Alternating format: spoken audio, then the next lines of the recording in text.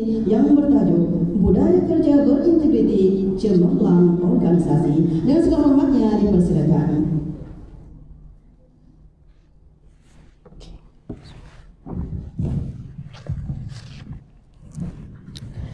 Subhanallah, subhanallah, alhamdulillah, Allahu akbar. A'udzubillahi minasyaitonirrajim. Bismillahirrahmanirrahim. Assalamualaikum warahmatullahi wabarakatuh. Lemah lembut je ya. Mungkin orang pertanian macam tu kan, menunduk ke bumi. Masya Allah. Subhanallah, sekali lagi saya bagi salam. Kok ada yang dah lelap awal-awal kan? Okey, sebab salam ini satu ibadah, satu syiar dalam Islam, ibadah yang sangat besar, berada di satu kedudukan yang sangat tinggi. Memberi salam itu satu sunat muakkad yang sangat dituntut, dan hukum menjawab salam adalah wajib. Masya Allah, itu jumhur ulama menyebutkan menjawab salam adalah wajib.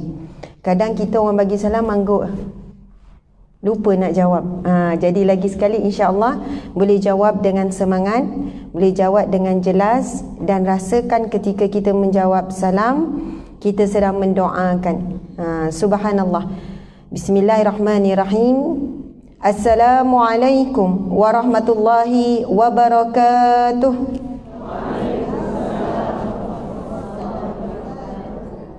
Subhanallah, alhamdulillah, Allahu akbar. Alhamdulillah, alhamdulillahi rabbil alamin. Hamdan lillah, salatan wa salaman ala rasulillah, sayyidina wa maulana wa habibina wa syafi'ina Muhammad ibni Abdillah wa ala alihi wa ashabihi awliyaillah. Rabbi syrah li sadri wa yassir li amri wahlul 'uqdatam min lisani yafqahu qawli. Allahumma arhamna bil Qur'an waj'alhu lana imaman wa nuran wa hudan wa rahmah. Allahumma zakkirna minhu ma nasina wa 'allimna minhu ma jahilna warzuqna tilawatahu ana al-laili wa atrafan nahar waj'alhu lana hujjatan ya arhamar rahimin. Rabbi syrah lana sudurana wa yassir lana umurana wa la tu'assir alaina. Allahumma zidna ilman warzuqna fahman. Subhanallah, alhamdulillah. Terlebih dahulu saya ingin mengucapkan jutaan terima kasih kepada pihak penganjur, iaitu Kementerian Pertanian. Betul kan? Ataupun dia panjang lagi ya, Kementerian Pertanian dan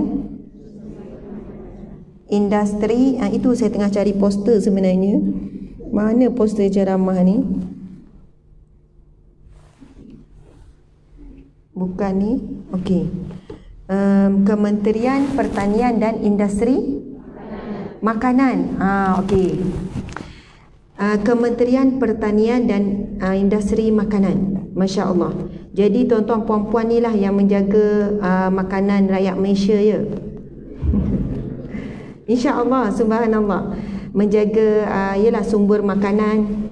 Jadi mudah-mudahan industri pertanian ni ada satu perancangan yang masa depan yang jauh. Saya percaya kalian adalah orang-orang yang Allah pilih untuk menjaga bumi Allah, untuk menjaga tanaman-tanaman ciptaan Allah Subhanahu Wa Taala, kelestarian dan sebagainya.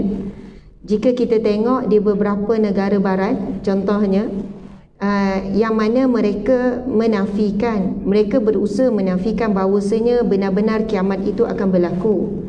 Mereka menafikan bahawasanya yang disebut tanda-tanda akhir zaman, hampir kiamat sekian-sekian.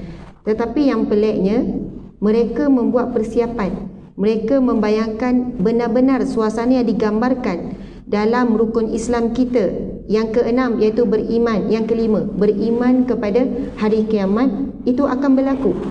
Jadi di antara negara-negara barat tertentu dia telah menyiapkan bank benih contohnya, untuk memastikan rakyat dia boleh hidup dalam tempoh 2 tahun, dalam tempoh kemarau 2 tahun. Sebab itu digambarkan di antara tanda-tanda besar kiamat, berlakunya kemarau 2 tahun berturut-turut. Sekiranya kita kadang-kadang hujan dah jarang sangat turun, kita dah terasa. Tapi bayangkan sebulan tidak ada hujan, bukan di negeri Selangor saja, bukan negeri tertentu saja. Ia melibatkan seluruh negeri, ia melibatkan seluruh negara, pelosok dunia. Kemarau itu menyelubungi seluruh dunia. Bayangkan, ketika itu pokok-pokok yang menghijau semua jadi mengering. Bahkan manusia di saat itu digambarkan akan mengutip daun-daun untuk jadi bahan makanan. Binatang-binatang mula mati, kelaparan, kehausan, sebab manusia mengutamakan untuk keperluannya sahaja. Begitulah air-air sungai mula mengering. Manusia mula minum air yang walaupun tidak logik ataupun tidak terfikir untuk minum. Kalau kita lihat suasana hari ini kan, contohnya di Afrika.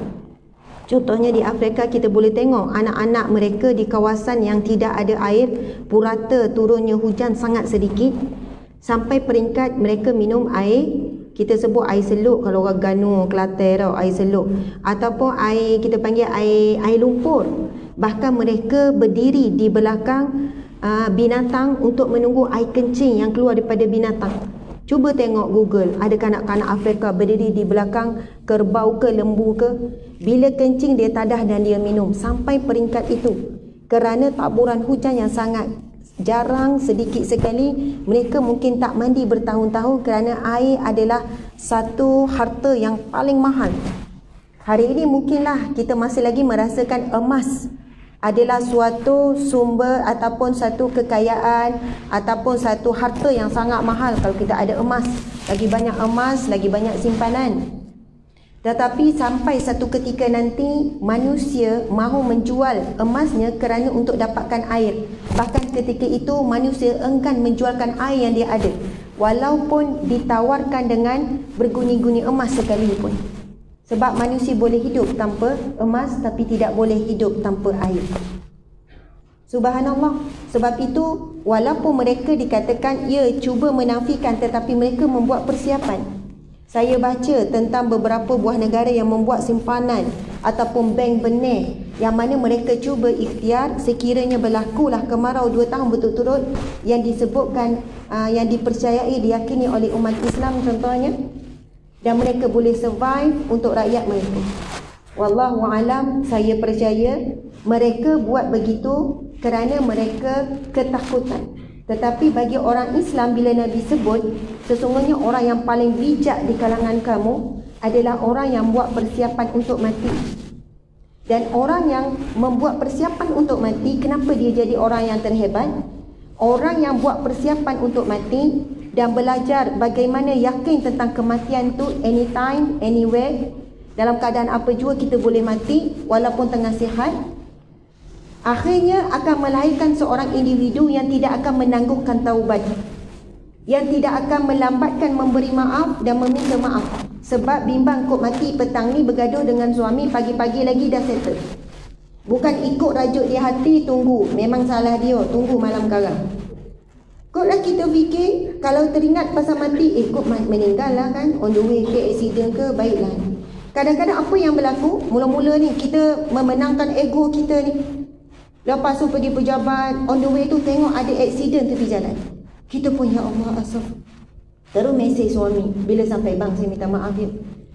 Ketika ego kita direndahkan, ketika motivasi mati itu tinggi, kita boleh rendahkan ego kita. Lalu kita tak fikir siapa salah, siapa betul. Yang penting kita nak settle dengan manusia. Kadang-kadang kita rasa kita betul, bos kita salah. Kita betul, rakan sekerja kita salah. Kita rasa sekian-sekian, kita ada banyak sebab untuk kita kata kita betul. Kita rasa orang tak memahami kita. Kita rasa orang menafikan hak kita dan sebagainya. Lalu kita ada ego untuk memaafkan manusia yang lain. Sedangkan di akhirat kelak, mungkin dalam hal tersebut bila dihisap oleh Allah ya Hasib, yang maha menghisap, Allah ya Raqib, yang maha mengawasi, Allah ya Syahid, yang maha menyaksikan, Allah ya Basir, yang maha melihat, Allah ya Sami', yang maha mendengar. Rupanya mungkin kita yang salah. Pada perkiraan kerana ego kita, kita melihat kesalahan itu pada manusia-manusia yang lain. Kerana itu nasihat merupakan suatu nikmat ataupun kemanisan bagi orang yang tidak rasa dirinya sempurna. Tetapi bagi orang yang rasa dirinya sempurna, nasihat, pandangan, kritikan terasa pahit. Subhanallah. Dan sebab itu kita sentiasa perlu akui kita tidak sempurna sebagai seorang pekerja, sebagai seorang bos, sebagai seorang majikan, sebagai seorang suami, sebagai seorang isteri, ibu, anak, sahabat dan sebagainya. Dan apabila kita tahu sebagaimana Allah berfirman di dalam Al-Quran, khuliqal insanu dha'ifan, diciptakan manusia itu dengan lemah. Kita sangat lemah. La haula wala quwata illa billah. Dan bila kita sedar hakikat ini, kita mula merasakan keperluan kepada nasihat, keperluan kepada teguran. Bahkan kalau isteri kita menegur, bahkan kalau suami kita menegur, ada sahabat-sahabat kita menegur, kita merasakan kemanisan di sebalik teguran kerana adanya sahabat-sahabat, adanya orang sekeliling ingin menyedarkan kita. Hakikatnya Allah nak menyedarkan kita. Masya Allah, Allahu Akbar, Subhanallah. Saya sedang berhadapan dengan manusia-manusia, insan-insan yang Allah pilih untuk berada di satu tempat, posisi, iaitu Kementerian Pertanian dan Sumber Makanan, Industri Makanan. Okey lah itu ya, Industri Makanan. Walaupun kalian nampak mungkinlah rasa macam peranan tu tak penting sangat. Contohlah, tak penting sangat. Sebab apa? Dalam kementerian ada ramai. Ya, kita ada bos kita, pengarah integriti. Mungkin ada pegawai-pegawai, mohon maaf, saya tak kenal. Masya Allah. Mungkin kita rasa kewujudan kita dalam satu kementerian yang besar ini, kita hanya kerani, mungkin kita hanya cleaner, mungkin kita hanya N17 ataupun 21 ataupun 27 ataupun 29. Kita rasa kalau kita tak wujud pun kementerian ni okey. Kalau kita datang dengan tak datang sama, orang tak cari pun. Kadang kita rasa posisi kita itu tidak memberi kesan sama ada kita ada ataupun kita tidak ada. Tetapi bagi pandangan Allah, kita sangat penting dan kita dipilih oleh Allah untuk berada di sini ada sebab, bukan kebetulan. Allah berfirman di dalam Al-Quran, "Faman ya'mal misqala zarratin khairan yarah." Maka barang siapa melakukan sebesar biji zarah kebaikan akan diperlihatkan oleh Allah Subhanahu Wa Taala. Akan diperlihatkan bila? Di mahsyar kelak. Lalu akan diberi ganjaran. Sebab itu bagi orang yang faham konsep integriti, tajuk kita hari ini integriti kan, ataupun dalam bahasa menurut perspektif Islam, integriti itu mungkin perkataan itu asal daripada barat, tapi dalam Islam ia lebih menyeluruh pada perkataan amanah. Amanah itu dia merangkumi pelbagai, menyeluruh. Subhanallah. Jadi bila kita faham tentang konsep amanah dan kita adalah pilihan Allah untuk memegang amanah pada posisi kita. Sebab Allah tahu apa yang kita mampu untuk memegang amanah yang mana. Dengan roh kita, jasad kita, badan kita, sejak kita lahir kita dibesarkan keluarga sekian-sekian, dapat pendidikan sekian, cara berfikir sekian-sekian, tenaga yang kita ada, semualah. Kita kan berbeza semua ni, Masya Allah semua berbeza. Dan kita kena akui kita ada kelebihan yang berbeza dan ada kekurangan yang berbeza. Walaupun kita nampak dia tu macam tak ada kelebihan apa-apa, semua kurang je, tapi Allah Maha Adil. Seseorang manusia itu pasti ada kelebihannya. Dan seseorang yang nampak lebih, nampak perfect, nampak sempurna, pasti ada kekurangannya. Subhanallah, Allahu Akbar. Tapi yang menjadi masalah ialah apabila manusia malas memanfaatkan kelebihan yang Allah berikan kepadanya. Bukan tawaduk namanya, bukan tawaduk. Maaflah, saya tak pandai, saya kurang, saya biasa-biasa je, biasa-biasa je. Saya bukan siapa-siapa, saya bukan siapa-siapa, saya tak tahu akbar. Sedangkan Allah Subhanahu Wa Taala berfirman di dalam Al-Quran, "Kuntum khaira ummatin ukhrijat linnas." Kamu adalah sebaik-baik umat yang dikeluarkan di kalangan seluruh manusia start daripada Nabi Adam. Untuk apa? Ta'muruna bil ma'ruf, untuk kamu melakukan sebanyak mungkin kebaikan, menyuruh kepada kebaikan. Wa tanhauna 'anil munkar, dan kamu wa tanhauna 'anil munkar, kamu mencegah kemungkaran, kerosakan. Wa tu'minuna billah, dan kamu yakin dan beriman kepada Allah Subhanahu Wa Taala. Allahu Akbar, subhanallah. Tu masuk ceramah ni kan serius ke saya ceramah? Jangan stres sangat ya, muslimin-muslimat, tapi bagus jugalah kalau stres. Sebab kita ni jarang nak fikir sesuatu mendalam. Ini kalau terasa pun sentak-sentap sekejap je. Bila kat luar tu, keluar dari itu kembali back to normal. Kan? Waktu ceramah, waktu kuliah, cerita sama mati, insya rasa nak berubah. Bila keluar tengok ada membeli belah, jualan tak jadi. Langsung lupa balik pasal mati tu kan. Sebab itu bila kita berada dalam suasana yang Allah izinkan seumpama ini, Masya Allah, dalam dewan yang baik, duduk atas kursi selesa, lepas tu dengan aircon pula kan. Sedap ni kalau lelap tu kan. Masya Allah.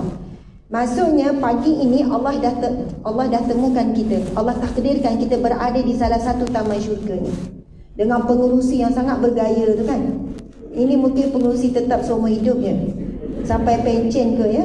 Sebab gaya tu macam dah mainan je jadi MC tu kan. Laju macam tu kan. Mungkin dah berlatih kot beberapa hari kan. Tak ada berlatih, dia dah biasa.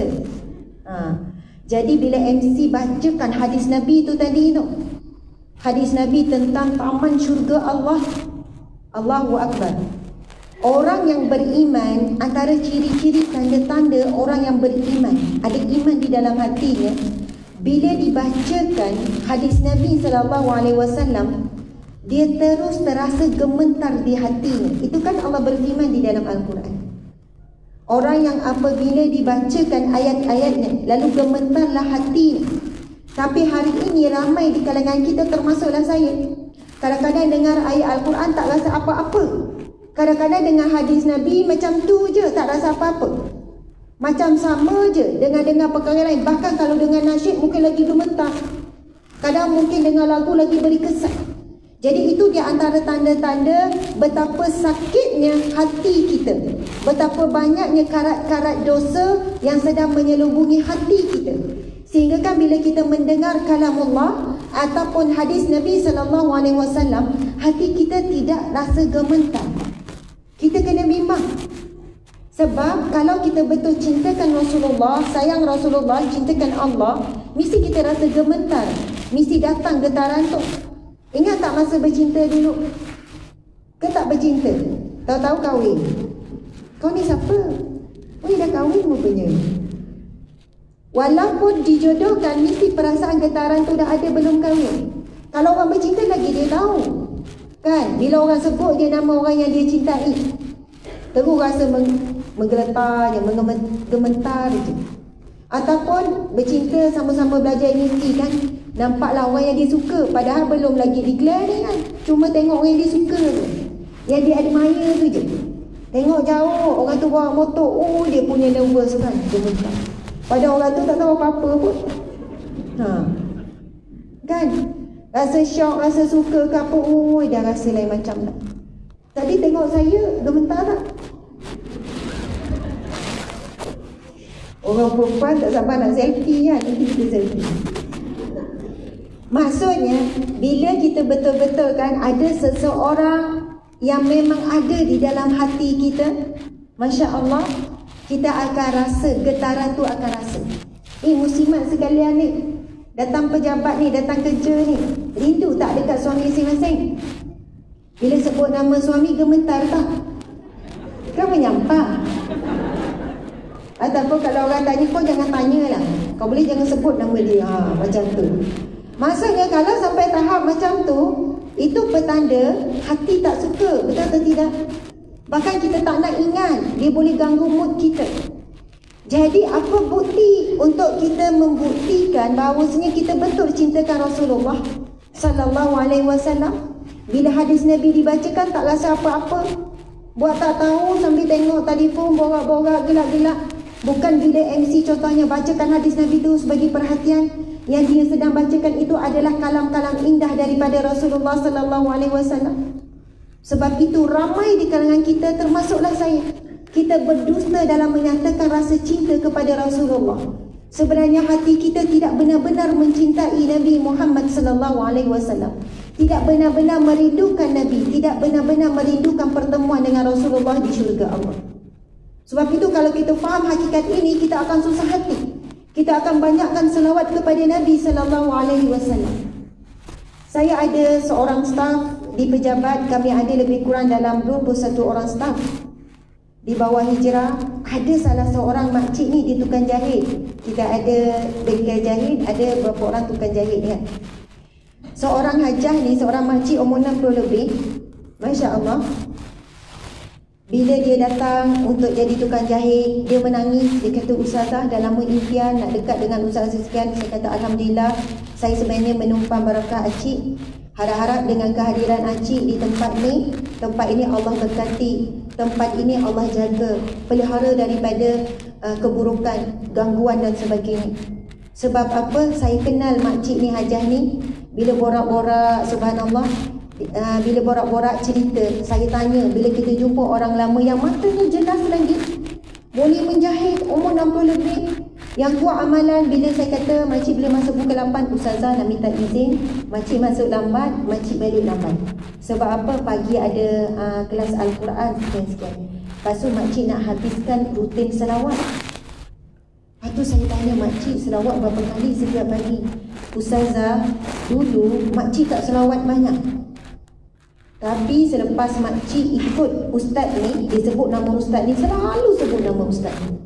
Ustaz ni yang ngajar makcik Al-Quran, dia selalu tekankan selawat kepada makcik. Dia kata, makcik cuba selawat 1000 kali setiap pagi. Lepas tu makcik kata, susah Ustazah, cakap kat Ustaz, susah 1000 kali, 100 kali pun payah nak istiqamah setiap pagi. Tapi sebab Ustaz Acik tu memang selalu ingatkan dan selalu tekan, sampai Acik dah takut kok dia tanya kan tak dijawab. Acik tak selawat 1000 kali.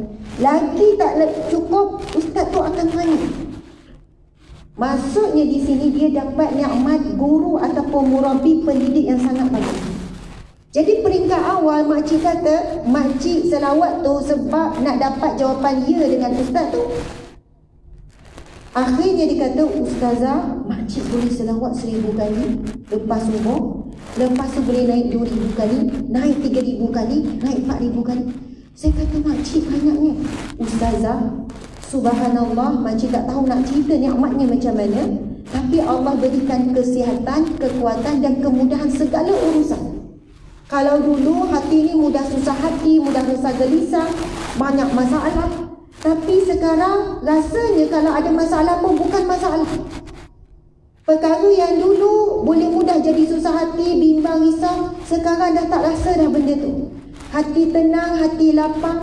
Alhamdulillah, umur-umur Acik sekarang Allah bagi lagi masa, peluang untuk menikmati rasa manisnya kelapangan jiwa, manisnya rasa tenang, walaupun ada masalah, walaupun ada ujian. Subhanallah. Sebab itu sebenarnya cabaran kita menempuh perjalanan hidup di dunia ini sebagai hamba Allah, sebagai mengikut aturan Allah, bukan cabaran kita adalah menyelesaikan masalah. Sebab yang memberi ujian, yang memberi masalah datangnya daripada Allah Subhanahu Wa Taala. Dan Allah janji masalah dan ujian itu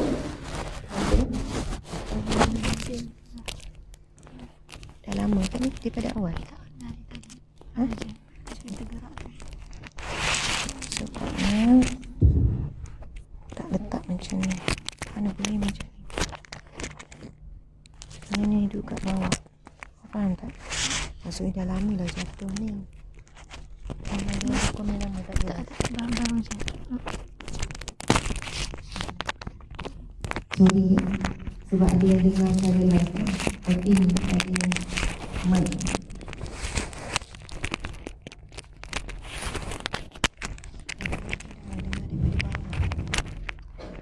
Betul. Dia bergeser. Okey. Bukan macam ni. Macam mana nak tekan? Kan tak nak tekan. Bukan balik.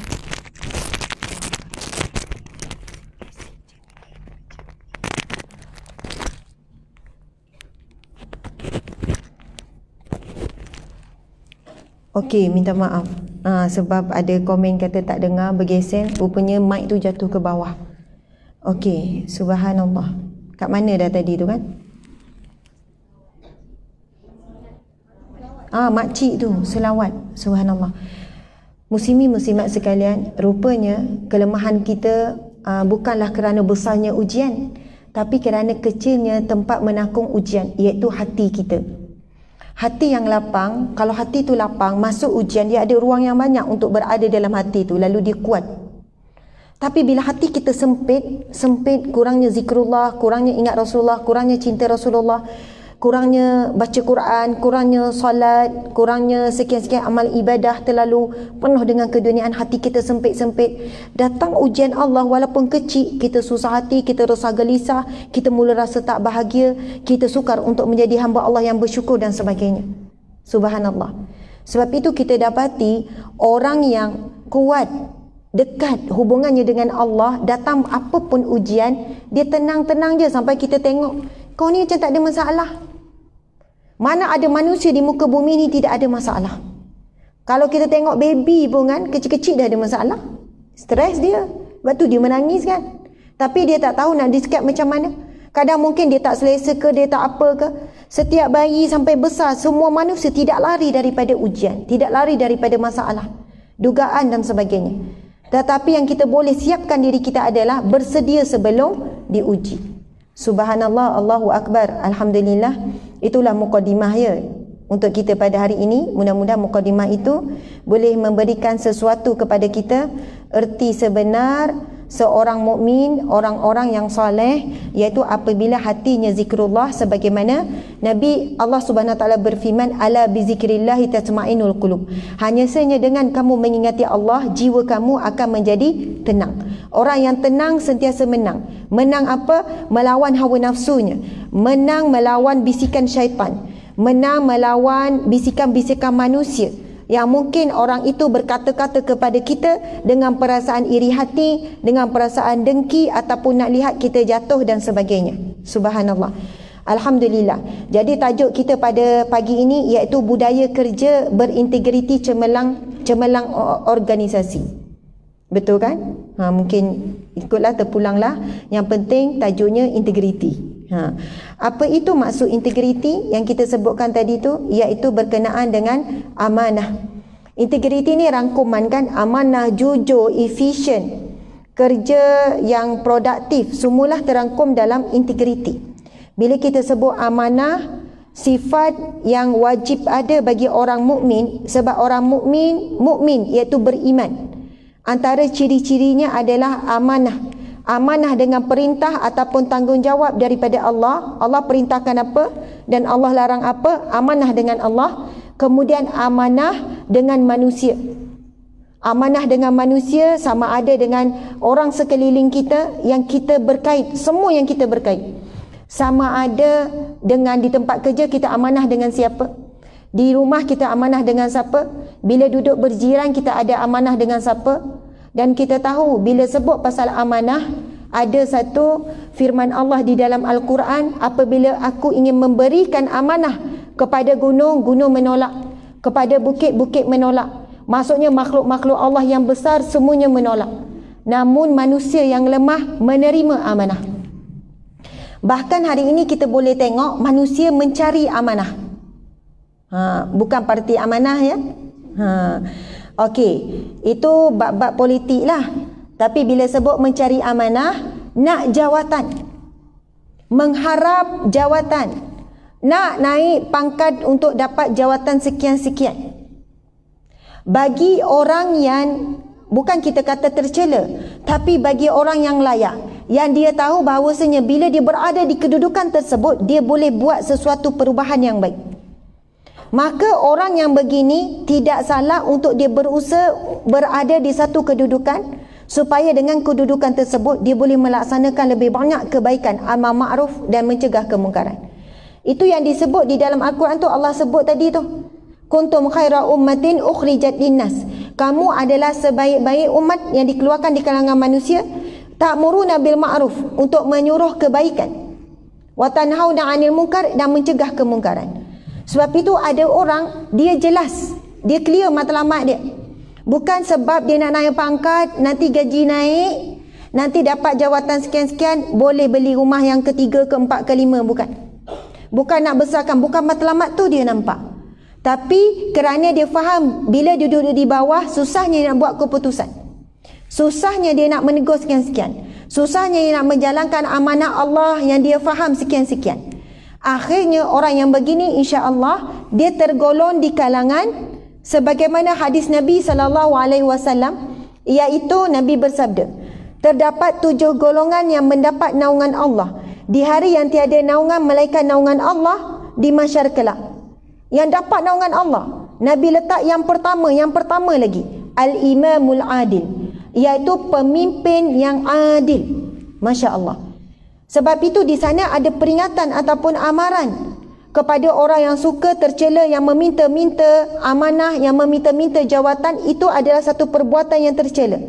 Tapi bagi mereka yang kerana kelayakannya lalu dinaikkan pangkat, lalu diberikan tanggungjawab sebagai ahli politik ke, ahli pemerintah negara ke, kerana sifat dia, akhlaknya, amanahnya dan sebagainya, dan dia melakukan keadilan dengan amanah tersebut, maka dia berada di kelompok yang mendapat naungan Allah di mahsyar kelak. Dan ia adalah kelompok yang pertama akan dipanggil oleh Allah, sebab bukan mudah untuk menjadi pemimpin yang adil. Bila sebut pemimpin yang adil, kita semua adalah pemimpin.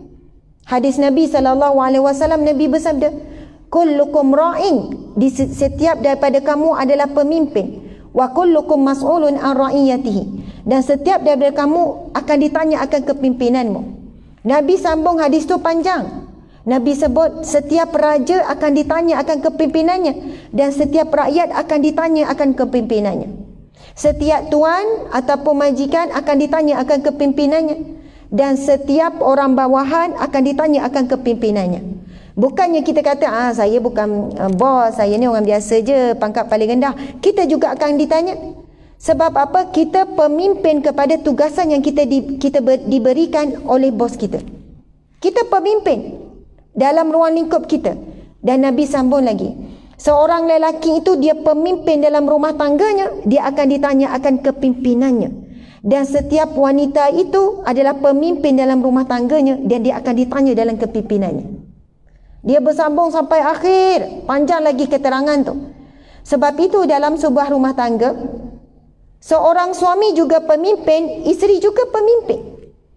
Tetapi ketuanya adalah suamilah, tapi isteri juga pemimpin dalam amanah dia, dalam tanggungjawab dia. Jadi sebab itu orang perempuan tak boleh senang hati. Bang, awak berat esok kat mahsyar ni. Lagi-lagilah kalau awak perhatikan diri awak sendirilah, banyak tak lepas. Mungkin kat kubur pun dah teruk awak ni, dah dahsyat ni. Suami pun tengok atas bawah kecil kan, tengok kan. Awak cakap apa ni? Yalah bang, bak nafkah pun awak tak lepas. Bak tanggungjawab kat rumah didik anak awak pun tak lepas. Tu merokok tu. Awak tahu tak merokok hukumnya haram? Oh, isteri ni kan. Kalau awak tak merokok, cukup 5 tahun dah boleh pergi haji dah kita. Sebab awak merokok tak cukup simpanan. Agak-agak betul tak tu ayat tu? Tak, dari sudut ayat isi kandungan tu betul lah kan. Tapi kaedah tu salah lah tu. Merokok kalau sebulan berapa? Belanja merokok. Orang perempuan merokok tak? Bahaya soalan kan. Orang lelaki kan marah ni kan. 7 orang lelaki sini subhanallah kan menjaga alam sekitar. Kan pertanian. Masya Allah. Saya masa datang tadi tu kan, cantiknya Kementerian Pertanian, antara kementerian paling cantik mungkin di dunia, wallahu alam. Macamlah saya dah habis pusing dunia kan.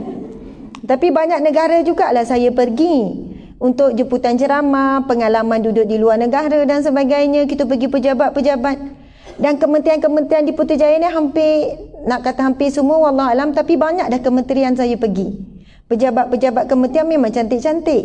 Tapi setakat ni yang paling cantik Kementerian Pertanian ni. Betul tak? Macam orangnya semua cantik-cantik dan handsome-handsome. Amin. Sekilas pandang tu kan, macam model baka. Sekilas pandang, 2 kilas pandang tak adalah, macam macam-macam kan. Subhanallah. Sebab apa ni, orang di live dia tak tahu. Kalau nak tahu, datanglah Kementerian Pertanian. Boleh ke orang saya saja datang? Boleh ya? Yelah macam saya rakyat Marhain, boleh ke datang? Subhanallah. Yang cantik tu ada air terjun. Air terjun yang sangat cantik bagi saya, nanti memang nak kena ambil gambar. Lepas tu memang kolam yang sangat besar, ada ikan-ikan yang berlari-lari. Masya Allah, berlari-lari. Ui, kalau ada ikan berlari memang tumpuan dunia. Sebab nak tengok ikan berlari-lari macam mana kan. Ikan berenang-renang saling berkejaran. Subhanallah, Allahu Akbar. Kalaulah Allah buka hijab telinga kita saat ini, pendengaran, kita boleh mendengar suara ikan itu sedang mendoakan kita. Masya Allah, Allahu Akbar. Sebab di sana ada hadis Nabi SAW. Nabi bersabda, sesungguhnya para malaikat melabuhkan sayapnya kerana sukacitanya kepada orang yang hadir majlis ilmu. Allah tak buka hijab pandangan mata kita. Maksud malaikat melabuhkan sayapnya menaungi, maksudnya malaikat berdiam di majlis ilmu mendoakan orang yang hadir majlis ilmu. Sebab itu, kalau anda rasa boring macam mana pun ceramah saya, Ustazah ni straight sangat, tak ada lawak-lawak ke, tak ada apa ke kan, rasa boring macam mana pun, lebih baik duduk je diam, lebih baik buat-buat macam khusyuk. Macam tu kan. Itu jauh lebih baik daripada anda buat-buat macam tunduk tapi tengok benda yang selain daripada ilmu, tiba-tiba dekat 2 hari pergi gaji kan. Masa ni duk tengok Lazada lah, Shopee lah. Dah siap-siap dah ni. Semalam hari lahir saya, 22 September 1983 saya lahir. Saya 37 tahun dah. Suami ada kat belakang tu kan. Dia pun tak bagi lagi hadiah. Tapi sebab saya dah cakap saya tak ada nak hadiah apa-apa, saya ada minta satu je, tapi bukan hadiah lah. Rahsia lah tu kan. Jadi belum terlambat. Kalau muslimat sekali nak bagi hadiah, saya nampak ada jualan kat luar tu. Subhanallah. Saya datang tadi memang cantik, memang indah. Hadis Nabi sebut malaikat tu, malaikat doa apa kepada orang yang hadir majlis ilmu. Ini wajib ke datang ni? Tak diwajibkan? Wajib. Ikhlas hati. Masya Allah, semuanya orang yang mukhlisina lahuddin, orang-orang yang ikhlas. Kalau betul tuan kata isi ikhlas hati, saya ingatkan diwajibkan tadi. Sebab ramai juga lelaki wajib ambil gambar ni. Ini rare. Ini kaum-kaum ataupun kaum Adam, para lelaki yang hampir pupus di muka bumi Allah ini. Maksud saya ialah, banyak saya pergi kuliah ceramah, bila dia maksudnya rela hatilah, 95%, hampir 95% perempuan, lelaki adalah dalam sikit. Dan insya-Allah lelaki yang berada di dalam dewan ni ramai ni, bagi saya sangat ramai. Ada lelaki-lelaki yang soleh, lelaki yang beriman, lelaki yang bakal memimpin dirinya dan ahli keluarganya menuju ke syurga Allah. Amin ya rabbal alamin. Subhanallah. Allahu Akbar. Takbir. Allahu Akbar. Angkat tanganlah tuan-tuan. Takbir. Allahu Akbar. Sekali lagi dengan semangat duduk tegak. Tunjukkan kelakian anda. Yelah lembek. Allahu Akbar. Macam tu kan. Okey, tegak. Okey, wahid isnin salasa. Takbir. Allahu Akbar. Masya Allah. Macam nak pergi perang tu kan. Yelah, perang melawan hawa nafsu dan sebagainya. Masya Allah. Lelaki yang berwibawa, lelaki yang gentleman, lelaki yang cukup sifat kelakiannya, terbukti bila di mahsyar kelak. Inilah kaliber seorang lelaki apabila dia mampu memimpin ahli keluarga dia masuk ke syurga Allah sekeluarga. Allahu Akbar. Walaupun saat ini tuan-tuan mungkin bukanlah lelaki yang dipandang tinggi oleh masyarakat. Dekat pejabat pun mungkin pada posisi yang rendah. Bagi orang kampung pun tak ada siapa-siapa pun kita. Bagi ahli keluarga pun mungkinlah dalam adik-beradik kita lah yang paling low, contohlah kan. Paling rendah dan sebagainya. Tetapi dalam hati kita perlu ada satu niat untuk memastikan diri kita yang Allah berfirman dalam Al-Quran, qu anfusakum wa ahlikum nara. Pelihara diri kamu terlebih dahulu Allah perintah. Wa ahlikum, dan ahli keluarga kamu daripada api neraka Allah. Ini tugas sebenar ataupun tugas besar bagi setiap lelaki dan setiap wanita untuk memelihara dirinya dan ahli keluarganya daripada api neraka Allah. Allahu Akbar. Subhanallah.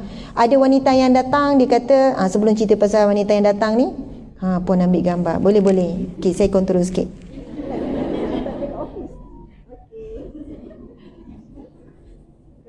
Gitu sama. Sebab kata buat macam tu mungkin masa ambil gambar saya sedang tenganga. Macam tu kan.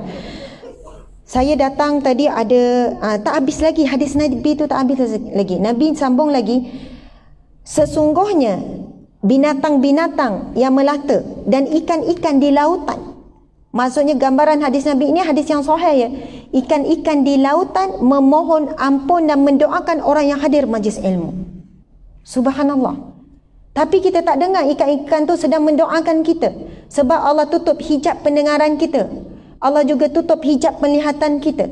Sebab itu orang yang faham nilai hadir majlis ilmu, dia akan sangat seronok dan suka bila tahu je ada majlis ilmu. Dia akan paksa dan memastikan dirinya berada di majlis ilmu. Kalau pun mungkin dia tak dapat apa-apa daripada penceramah tu, ataupun dia tak faham apalah penceramah tu, level tinggi sangat dia bercakap, tetapi kerana iman dan percaya bahawasanya dengan hadir majlis ilmu didoakan oleh para malaikat, bahkan didoakan oleh binatang-binatang, bahkan ikan di lautan dan ikan di kolam. Bukan di lautan sajalah, ikan-ikan pun mendoakan. Masya Allah. Maka kita sungguh-sungguh akan menghayati ketika kita berada di majlis ilmu ini. Dan biasa orang yang live akan tanya, Ustazah kami yang jauh ni macam mana? Mudah-mudahan dapat juga. Mudah-mudahan, bukan confirm. Sebab orang hadir majlis ilmu ada pengorbanan dia, masa, tenaga, macam-macam lah. Lagi kalau majlis ilmu itu di luar jauh daripada rumah, ini di tempat kerja sedang elok saja.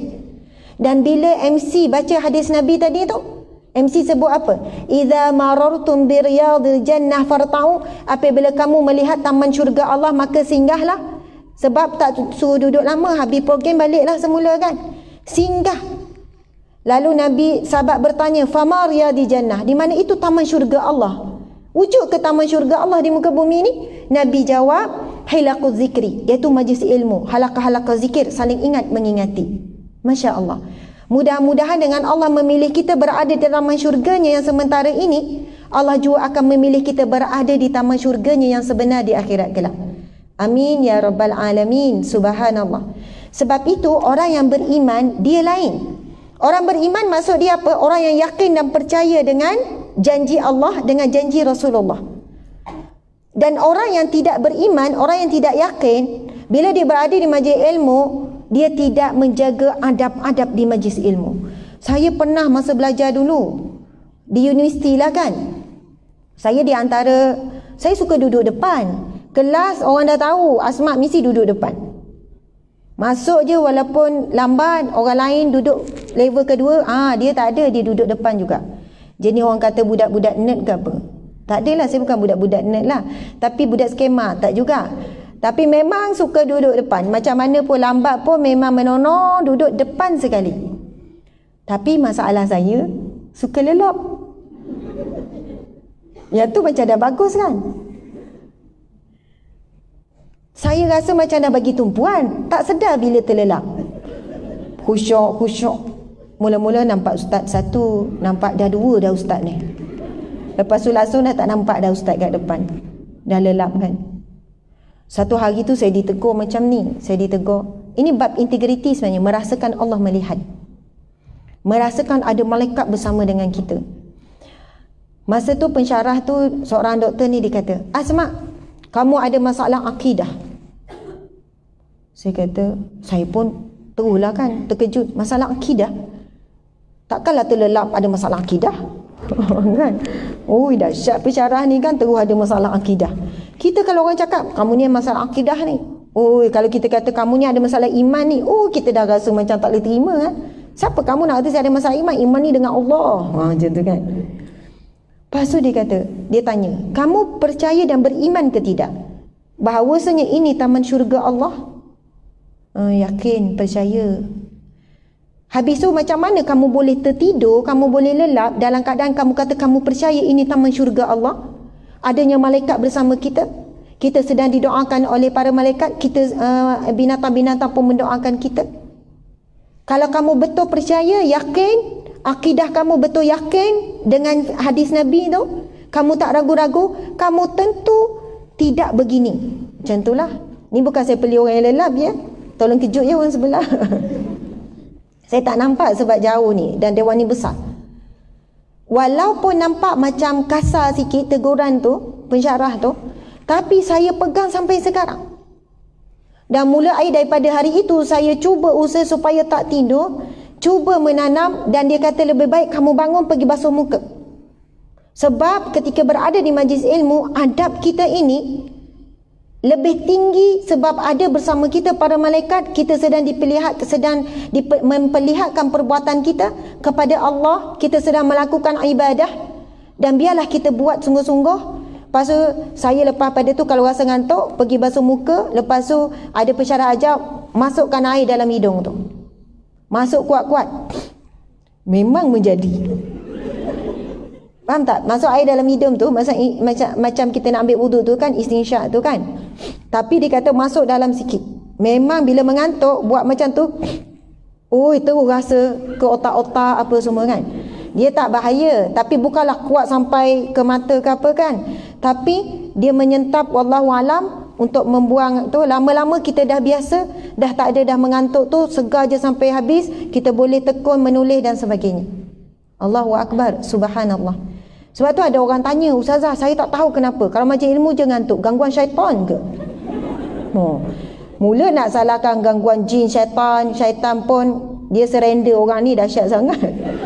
Sikit-sikit salahkan dia. Padahalnya kelemahan iman kita, kelemahan diri kita sendiri. Sebab selepas itu, lepas duk ngantuk-ngantuk tu, tiba-tiba buka Lazada kan, hilang pula ngantuk. Kan ada orang tengok Shopee sambil tersengguk-sengguk. Dah kenapa aku ngantuk lah kalau buka Shopee. Lagi kalau buka TikTok ke, benda-benda yang menarik ke, benda yang kita suka. Betul ke tak? Kalau kita tengok satu cerita yang kita suka, drama ke, sinetron ke, kita tersengguk ke sambil tengok? Movie ke, 2 jam tengok movie yang memang kita suka apa, kita macam ni, tiba-tiba menangis, kita pun menangis, tiba-tiba benda tu menakutkan kita, penuh emosi lah, tak nak tengok macam tu kan. Sebab apa? Kita menghayati. Tapi bila kita hadir majlis ilmu, kita suka nak bawa perkara tu, sebab kita ada masalah dari sudut keimanan, kepercayaan. Masya Allah. Ni Kementerian Pertanian tak habis nak puji. Ada air terjun, kemudian ada pokok yang banyak, lepas itu ada gazebo di bawah kawasan pokok tu. Saya lalu tadi, saya kata kena ambil gambar kat situ, kena ambil, banyak tempat nak ambil gambar. Tak tahu sempat ke tidak. Memang cantik. Dan saya sebut dekat bos tadi tu kan, tuan pengarah kita, bos sebut, dia kata, saya kata, kondusifnya tempat ni. Tempat ni sangat kondusif untuk menyediakan tempat kerja yang sangat bagus. Tuan-tuan, puan-puan sekalian, puan-puan, tuan-tuan datang bekerja bergaya. Tak tahulah, ada naik motor, ada naik kereta, tapi bergaya. Tengok semua bergaya, pakai ties, pakai baju kemeja. Orang perempuan lagi lah, nampak gaya bos belaka. Perempuan tak payah cakap lah, pandai bergaya kan. Maksudnya kita datang dan bekerja di tempat yang bergaya, yang Allah bagi kita satu pejabat, satu ruang. Kerja kat mana? Kementerian. Wow. Itu pun dah ada wow. Dari pandangan manusia saya sebut ni, bukan main-main. Bagi orang biasa rakyat mahal, kerja kat mana? Di Kementerian Pertanian. Kalau sebut jabatan dia macam bawah sikit kan. Sebut kementerian tu kita rasa tinggi. Ada manusia yang bekerja di tempat yang kotor, buruh-buruh kasar, pakaian kotor, muka kotor, tangan kotor, tetapi gajinya sangat rendah, 900, 1000, 1100, di bawah terik matahari, kulitnya kusam, kulitnya hitam. Dia tak boleh lari. Kita ni yang kerja di bawah bumbung macam ni, aircon macam ni, tak boleh lama tahan bawah matahari ni. Sejam boleh duduk bawah matahari, duduk berdiri sejam? Tak boleh. Kita kalau daripada kereta parking nak pergi ke bangunan tu pun dia laju-laju dah. Tak boleh ni, panas lama-lama ni. Bayangkan orang yang kerja buruh kasar, dia memang tak boleh lari. Kalau dia lari tak buat kerja lah maksudnya. Tak boleh lari daripada matahari. Tapi sekiranya kerjanya amanah, kerjanya integriti, kerjanya untuk mencari rezeki yang halal, pada pandangan Allah dia jauh lebih mulia. Dia jauh lebih mulia. Ini satu gambaran kisah pada zaman Rasulullah sallallahu alaihi wasallam. Seorang lelaki yang bekerja sebagai buruh kasar sedang memecahkan batu di bawah terik matahari. Kemudian Rasulullah bertanya, apa yang kamu sedang buat? Lalu dia jawab, aku sedang mencari rezeki yang halal untuk nafkah sebagai nafkah keluargaku. Lalu Nabi bersabda, hadza yadun, tangan ini, la tamassahu narun abada, tidak akan disentuh oleh api neraka Allah selama-lamanya. Subhanallah, Allahu Akbar. Kita berada di satu institusi, kementerian, suasana pejabat yang sangat kondusif, yang sangat selesa. Dalam keadaan begini, kalau kita tidak mampu untuk memanfaatkan ataupun bersyukur kepada Allah, lalu kita buat kerja yang terbaik. Sampai kerja kita due date 5 hari sebelum due date, 2 hari sebelum due date dah siap dah. Bos ni ya, oh ya awal. Ya bos, alhamdulillah, ada apa-apa kerja lagi tak bos? Saya tak boleh kalau tak ada kerja. Hebat tu kalau boleh sampai macam tu, betul kan? Ada tak pekerja macam tu bos? InsyaAllah. Jadi kalau alhamdulillah ada tu, ada. InsyaAllah tu belum ada. InsyaAllah ada. Subhanallah. Bila sebut pasal integriti, kalau dalam Islam ada perkataan ihsan. An ta'budallaha ka'annaka tarah fa in lam takun tarah. Ini hadis Nabi SAW.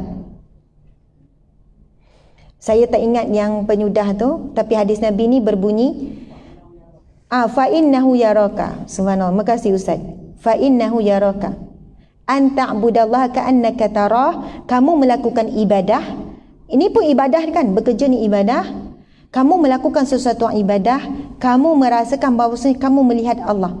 Fa in lam takun tarah, sekiranya kamu tidak mampu untuk merasakan kamu melihat Allah, fa innahu yaraka. Sesungguhnya dia, Allah, melihat kamu. Ini akan melahirkan sifat integriti yang sangat tinggi. Sifat integriti yang sangat tinggi. Tu saya bagi gambaran kerja buruh tadi tu kan. Saya pernah ada berkenalan, sebenarnya banyak, kenalan banyak dengan seorang cleaner. Saya kerja dulu kan di Jabatan Agama. Saya jakin dulu, bekerja hampir 9 tahun. Lepas tu saya berhentilah, bukan pencen lah, sebab 10 tahun baru dapat pencen kan. Saya masuk pukul 7.30. Sebab kita hantar anak sekolah, jadi masuk 7.30, keluar 4.30. Tapi bila saya sampai, ada seorang cleaner yang dah tua, umur 50 lebih, dah ada cucu, seorang cleaner. Dia datang lebih awal daripada saya. Saya ingat saya paling awal lah. 7.20 kita punch card kan. Lepas tu dia dah ada lah. Biasa dah ada. Gelap-gelap dah ada. Saya tanya makcik masuk kerja pukul berapa? Pukul 8. Habis tu kenapa awal sangat makcik datang? Tak apalah ustazah, lebih baik awal daripada lambat. Makcik bimbang kod jam. Sebenarnya Seremban tak ada jam. Dia bimbang kalau ada apa-apa lah kan boleh melambatkan. Dan dia datang bukan awal 10 minit. Dia datang awal lebih setengah jam. Lepas itu, betapa tingginya integriti walaupun kerjanya sebagai seorang cleaner. Tapi dia anggap itu amanah daripada Allah, bukan amanah daripada majikan. Dia merasakan Allah melihat dia. Punyalah rajin dia mengemas, membersih. Kadang sampai saya cakap pada dia, makcik, dah lah tu, bilik saya dah bersih dah ni. Tak apa ustazah, ni kan waktu kerja. Lepas tu kan basuh tandas. Tak lama pergi mop. Saya kata, makcik, tandas ni dah bersih sangat lah. Bangunan lama, memang tandas lama tapi dia jaga bersih. Saya kata wangi, bersih, makcik tak payah. Ustazah ni waktu kerja. Maksudnya bukanlah dia pegang prinsip kerja dah habis boleh relax, boleh goyang kaki. Sebab kalau ikutkan dia buat betul-betul pagi tu dah siap semua dah bahagian dia tu. Tapi tak, dia seseorang yang mencari kerja, cari keberkatan. Bahkan kadang saya ni suka borak. Walaupun pegawai tapi banyak cakap kan. Kerja tak siap lagi. Borak dengan makcik tu kan. Makcik, lepas tu lama-lama dia cakap, ustazah minta maaf. Makcik bukan tak nak borak dengan ustazah, tapi ni waktu kerja, aduh kena step back. Betul kan? Luar biasa. Subhanallah. Saya pernah pergi di satu masjid. Masjid kampung, pedalaman. Saya ceramah kan. Lepas tu saya pergi tandas. Tandas tu cantik. Lebih cantik pada tandas rumah kita. Tak tahulah kan rumah tuan-tuan mungkin tandas macam hotel kan. Hiasan-hiasan wallahualam. Tapi saya pergi tandas tu, saya rasa macam kagum dengan hiasan dalam tandas. Dengan bunga-bunga, dengan itu, dengan ni. Saya macam nak buang air kan. Tapi kagum dulu. Okey, berhenti kagum sekejap. Lepas tu sambung balik. Lepas habis tu saya tanya, siapa yang jaga tandas masjid ni? Bukan masjid bandar-bandar ramai orang yang ni. Dia kata, acik AJK tandas. Rupanya ada jemaah situ, dia AJK tandas. Saya kata, makcik, mungkin makcik tak dapat anugerah apa-apa. Takkan ada orang buat anugerah tandas, AJK tandas terbaik ke kan? Kita kan ada anugerah pekerja cemerlang semua kan? Tetapi Acik jaga tandas rumah Allah dengan terbaik. Saya percaya Acik boleh buat kerja macam ni sebab besarnya rasa Allah melihat. Sebab bukan tandas kalau di bandar ramai orang pergi ni, tak. Kawasan memang kawasan kampung, mungkin orang kampung je guna, bukan tepi. Saya kata, ya Allah. Lepas tu dia kata, Ustazah, amanah tu Allah bagi pada saya. Saya anggap amanah tu daripada Allah dan saya buat kerana Allah. Kalau pun manusia tak puji, dan Ustazah orang pertama yang beria cari siapa AJK tandas ni kan. Walaupun manusia tak puji apa, tapi Acik yakin Allah suka apa yang Acik buat. Ini sifat integriti, rasa Allah melihat ni. Ini yang mahal ni, yang kita nak rasa macam ni. Kita kadang benda kecil tuan-tuan puan-puan, kita susah nak rasa integriti. Bab minum air lah kan, kalau minum air di khalayak ramai, Bismillahirrahmanirrahim. Contoh minum air.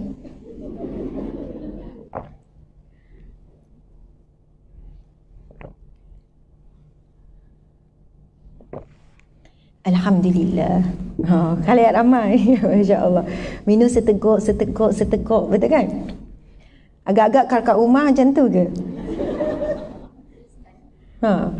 Dan lagi tengah dahaga, baru balik dia keluar jemur kain banyak pula tu, suami dah tak tolong. Contoh ni ya, jemur kain tu dah keadaan marah.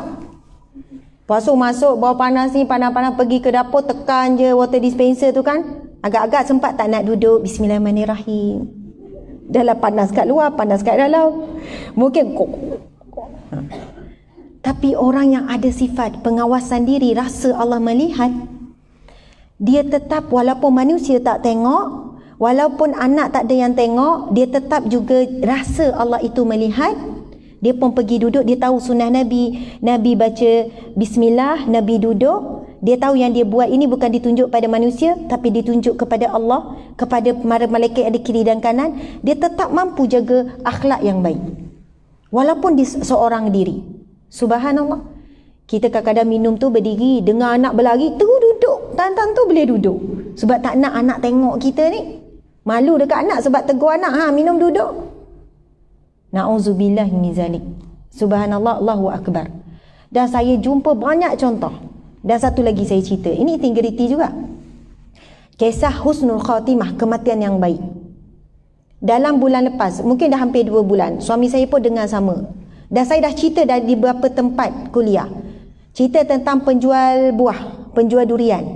Siapa dah pernah dengar cerita ni, angkat tangan? Siapa ada dengar cerita penjual durian oleh saya lah? Angkat tangan. Oh, tak ada. Jadi semua bukan follower saya ni. Baru saya tahu. Oh, dah tak ingat banyak cerita. Cover-cover kan. Siapa yang follow saya di FB, di page? Angkat tangan. Oh, okey, Alhamdulillah. Ke salah follow orang? Page saya, Ustazah Asma Harun, ada gambar saya dengan suami saya kat belakang tu. Warna purple, itu saya. Sebab banyak page yang dibina atas nama Asma Harun. Ustazah Asma Harun, fan club pun saya tak tahu siapa. Itu bukan bawah kita tu. Satu je page saya, Ustazah Asma Harun. Kita live hampir setiap hari. Saya juga menulis. Jadi pastikan anda follow orang yang betul lah. Nanti kita check ya, sebelum keluar kita check. Betul tak follow, betul tak? Macam tu. Jadi saya dah ulang berapa kali dah cerita ni, tapi baguslah. Tak tahu lagi bagus. Satu hari kami pergi makan, on the way nak balik rumah, musim durian hari tu, bulan 8 ya. Musim durian bulan 7, bulan 8. Macam tu. Masa tu, kami nak beli durian mahal. Durian kan masa tu mahal lagi durian. Jadi kami bincang-bincang, suami isteri, kami bersepakat supaya makan kat situ je. Sebab kalau nak beli untuk anak-anak, mahal. Nampak tak mak bapak kedekut kan? Berkira tu. Masa tu kata, uish, mahal sangat bang. Biarlah sebiji kita bagi 2 makan kat sini terus. Anak-anak tak tahu tak apa. Kan? Yang penting budak-budak tak tahu. Sebab anak semua suka durian. 7 orang, 5 orang tu suka durian. Kadang tak cukup lah 4-5 biji kan. Tapi hikmahnya, ketika itu, bila kita duduk di situ, makcik ni pun datang. Macam kan kona dia cakap. Yo, saya, cik tak ingat lah nama siapa. Saya Ustazah Asma. Makcik dah ingat. Okey. Lepas tu saya pun borak-borak, saya tanya makcik umur berapa? Dah kat 70 dah, kat 70 macam tu lah. Tapi muka dia nampak muda sangat. Macam 40-an ataupun 50-an. 40-an mungkin muda sangat lah. Tapi tak nampak macam dekat 70, 60 lebih, tak nampak. Saya pun tanya, apa rahsia makcik? Ustazah, kita ni kan apa-apa alhamdulillah. Kena banyak syukur pada Allah.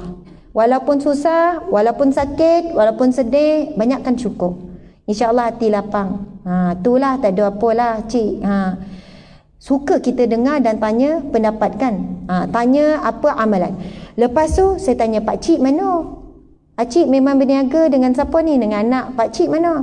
Pakcik dah meninggal ustazah 3 bulan lepas. Alhamdulillah. Alhamdulillah juga. Kan? Alhamdulillah ustazah. Syukur. Pakcik meninggal baik sangat. Mudah ustazah.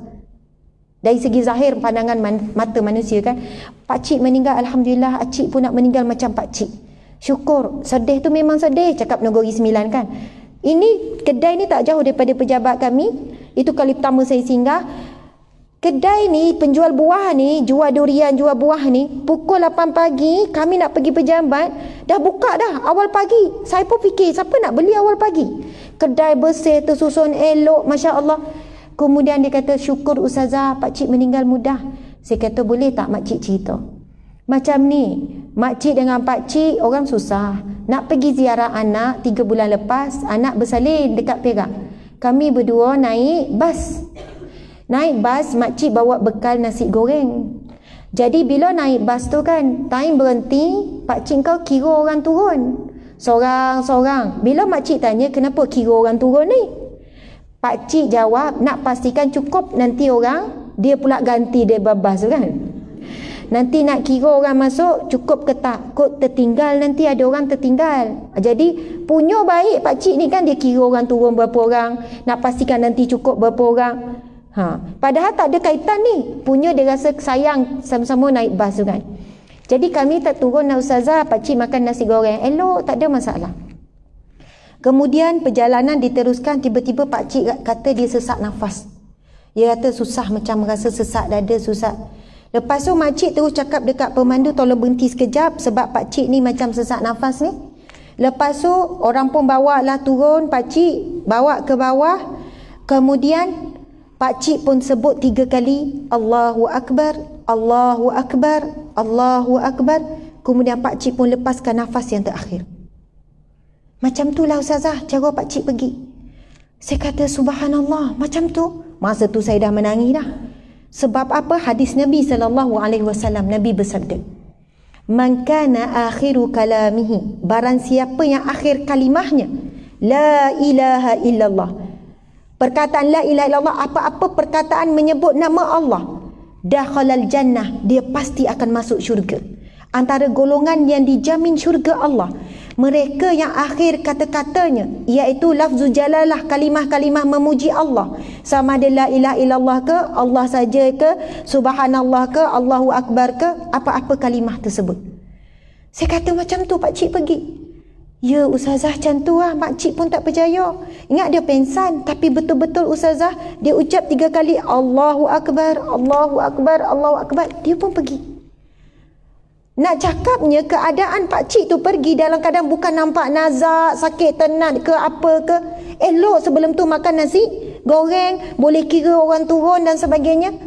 Dan apa persoalan kita ketika ini? Saya tanya, apa amalan pakcik?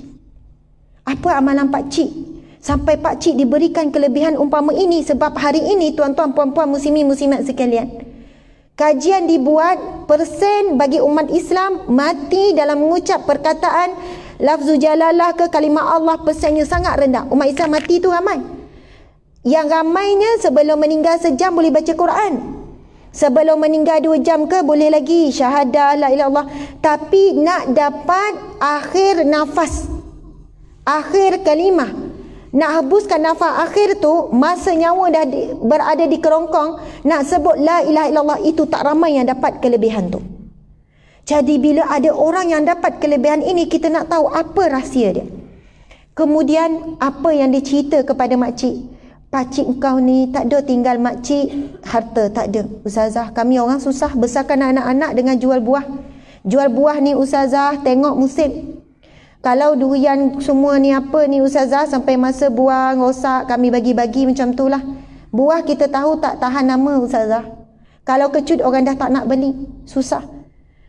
Tapi pakcik kau punya perangai, dan dia kata makcik tak dapat harta daripada pakcik, tapi makcik dapat ilmu yang mahal daripada pakcik. Dan ilmu menjual buah inilah yang boleh menyebabkan makcik boleh teruskan lagi. Pakcik ajar bak amanah dalam berniaga. Pakcik selalu pesan lebih baik lebihkan buah daripada timbangan. Maksudnya kalau timbang orang tu nak 1 kilo, bagi tambahan. Kita bagi lebih tak apa, jangan silap kurang. Tapi ramai mana orang berniaga hari ni, dia adjust timbangan tu. Dia ada buang spring ke satu, yang mana letak je buah terus nampak 1 kilo. Sebenarnya buah tu tak sampai 1 kilo lagi. Ramai peniaga yang tak amanah, tak jujur. Dia kata pakcik kau punya, dia takut, dia selalu pesan dekat makcik, jual buah mesti lebihkan bahagian kita. Jangan bagi kurang, berlebih kita tak apa. Lepas tu dia selalu jual dengan harga yang paling rendah. Dia kata tak apa, yang penting barokah, biar tak untung banyak. Jangan letak harga tinggi-tinggi sangat, bimbang takut kita ambil dan kita menindas pembeli.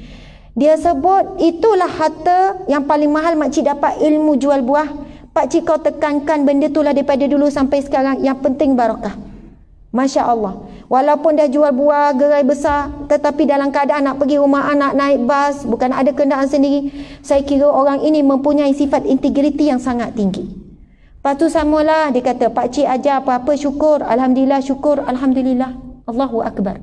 Sebab itu tuan-puan sekalian, mungkin masa kita dah nak dekat habis ni kan, saya sampai pukul 11 ya. Pukul berapa ya Encik? Sampai pukul 11.30. 11. 11.30 tu berdebar tu kan. 11. Jadi ada masa lebih kurang 15 minit lagi. Boleh ya 15 minit? Okey. Subhanallah, Allahu Akbar. Saya nak tanya di sini, siapa yang nak wajahnya bercahaya di mahsyar kelak, angkat tangan. Angkat je lah, faham tak faham nombor 2. Angkat tangan. Okey, saya tanya soalan, siapa yang nak wajahnya bercahaya di mahsyar kelak, angkat tangan. Subhanallah, Allahu Akbar. Okey, di dalam Al-Quran Allah sebut wajah di mahsyar kelak ada 2 saja. Ini dalam surah Al-Imran. Sesungguhnya di mahsyar kelak ada orang yang dibangkitkan dengan wajah yang bercahaya, putih, berseri, bercahaya. Dan golongan satu lagi dibangkitkan dengan wajah hitam pekat, hitam legam, pekat keruh. Jadi saat hidup di dunia ada macam-macam warna ni. Ada putih, ada kuning langsat, ada coklat, ada gelap sikit, ada gelap banyak, ada yang hitam likat, macam-macam lah. Tapi di mahsyar kelak ada 2 saja warna. Walaupun mungkin hidupnya di dunia, dia orang negro ke apa ke, hitam pekat sama dengan warna rambut kan. Cuma nak kalau tengah malam lagi tak nampak orang. Kecuali kalau dia buka mata, dia senyum nampak gigi, baru nampak. Maksudnya ada yang kulit macam tu kan sama betul dengan warna rambut dia. Tapi sekiranya dia orang yang beriman, orang soleh, di mahsyar kelak wajahnya akan jadi putih berseri. Masya Allah. Kat dunia kita bolehlah pakai foundation, cover-cover celah kan. Nak nampak cerah, ada produk pemutih lah apalah. Di mahsyar kelak yang memutihkan wajah kita jadi percaya semuanya adalah amal-amal soleh. Dan na'udzubillah berada di kedudukan golongan yang kedua, iaitu mereka yang hitam, pekat, likat, keruh dan ketakutan. Na'udzubillah min zalik. Nabi SAW bersabda, hadis yang sahih riwayat Baihaqi dalam Syu'ab Al-Iman 9890, Nabi SAW bersabda, boleh ikut saya tak hadis ni? Boleh ya, baca sama-sama. Bismillahirrahmanirrahim. Man talabad dunya.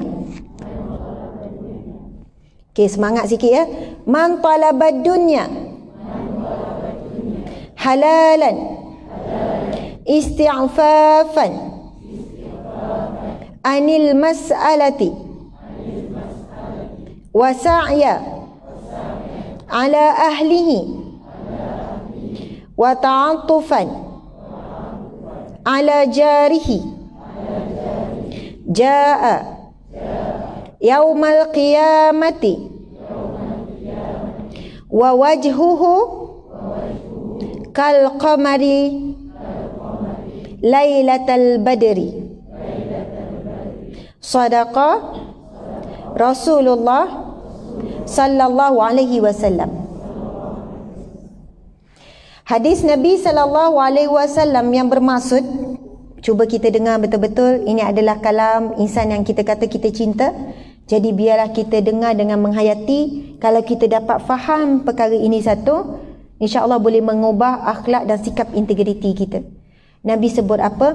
Barang siapa yang mencari rezeki yang halal untuk menjaga dirinya daripada meminta-minta dan dengan tujuan memenuhi nafkah keluarga serta supaya dapat membantu jiran tetangganya, nescaya dia akan datang pada hari kiamat kelak dengan wajahnya yang bercahaya, berseri-seri seperti bulan di malam purnama. Masya Allah. Allahu Akbar. Pernah tengok bulan purnama? Bulat, cahaya terang benderang, dan kita boleh rasa malam kalau bulan purnama alam tu nampak berseri-seri, indah. Kita jangan tengok dengan teleskop pula. Awak ni macam bulan, daripada jauh nampak licin, datang dekat baru nampak berlekuk-lekuk. Tak baik kan cakap macam tu pada orang kan. Itu ada kurniaan Allah. Itulah perbezaan kita. Ada orang dengan kulitnya yang flawless, dengan licin, dia diuji dengan riak, dengan takabur, dengan ujub, dengan sombong. Ada orang diuji oleh Allah dengan kulit yang bermasalah, lalu dia dihadiahkan oleh Allah dengan sifat sabar, selalu sifat redha. Tengok cermin dia redha je lah kan? Sifat redha, bersangka baik, sifat tawadhu. Maksudnya kadang-kadang ada pada yang kita suka itu kebaikan yang banyak, keburukan yang banyak. Itu firman Allah di dalam Al-Quran. Wa asa an takrahu syai'an wa huwa khairul lakum. Boleh jadi apa yang kamu tidak suka itu, ia ada kebaikan yang begitu banyak, ia sangat baik bagi kamu. Wa asa an tuhibbu syai'an wa huwa syarrul lakum. Boleh jadi apa yang kamu tidak suka itu, ia sangat baik bagi kamu. Wallahu ya'lamu wa antum la ta'lamun. Kamu tidak tahu, Allah Maha mengetahui. Orang perempuan dia paling sensitif bentuk badan dia lah. Betul tak orang perempuan? Ke tak kisah, tak ada masalah. Dia tak adalah sampai kemurungan, tapi dia sensitif sikit lah. Kalau orang puji, oi nampak kurus lah, oi seronok tu, dia jalan macam tak pijak tanah. Dan itulah baju yang paling kerap dia pakai. Kan, bila orang tegur, kau nampak lebar lah, tak adalah baju ni besar. Itulah kali terakhir dia pakai baju tu. Penting orang tegur ni. Ada orang dia bukan apa, dia dah exercise, dia dah jaga makan, tapi ya mungkin metabolisme apa kan, dia tetap tak dapat nak kuruskan badan. Tapi ada orang makan dah macam mana kan, kau main teruk dia melahap. Makan sekian-sekian tapi maintain je. Semua itu Allah sedang menguji kita, sejauh mana kita syukur, sejauh mana kita redha, sejauh mana kita bersangka baik.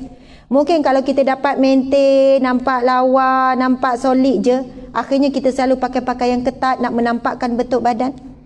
Dan bila kita pula dapat apa yang diuji Allah dengan tubuh badan sekian, kalau pakai ketat nampak 4 lipat. 1, 2 berlipat-lipat perut tu kan. Contoh. Jadi akhirnya kita memilih pakaian longgar sebab nak tutup aib kita. Itu menempati syariat. Lepas tu kita pun menjadi orang yang sentiasa merendah diri. Sebab itu ada orang bila dia tengok pada dirinya, lalu dia besarkan syukur kepada Allah, dia akan melihat banyaknya kebaikan-kebaikan pada dirinya.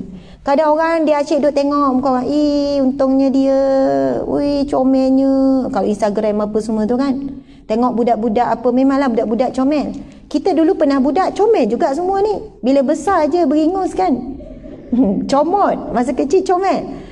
Masya Allah. Sejauh mana kita bila berdepan dengan cermin contohnya kan, ya Allah, syukurnya ya Allah Engkau ciptakan aku begini, inilah mataku, inilah hidungku, inilah mulutku, inilah wajahku, inilah wajah kulitku, inilah tubuh badanku, ya Allah, terima kasih ya Allah Kau ciptakan aku begitu indah. Sejauh mana di kalangan kita yang selalu mensyukuri dan memuji Allah di atas ciptaan dirinya.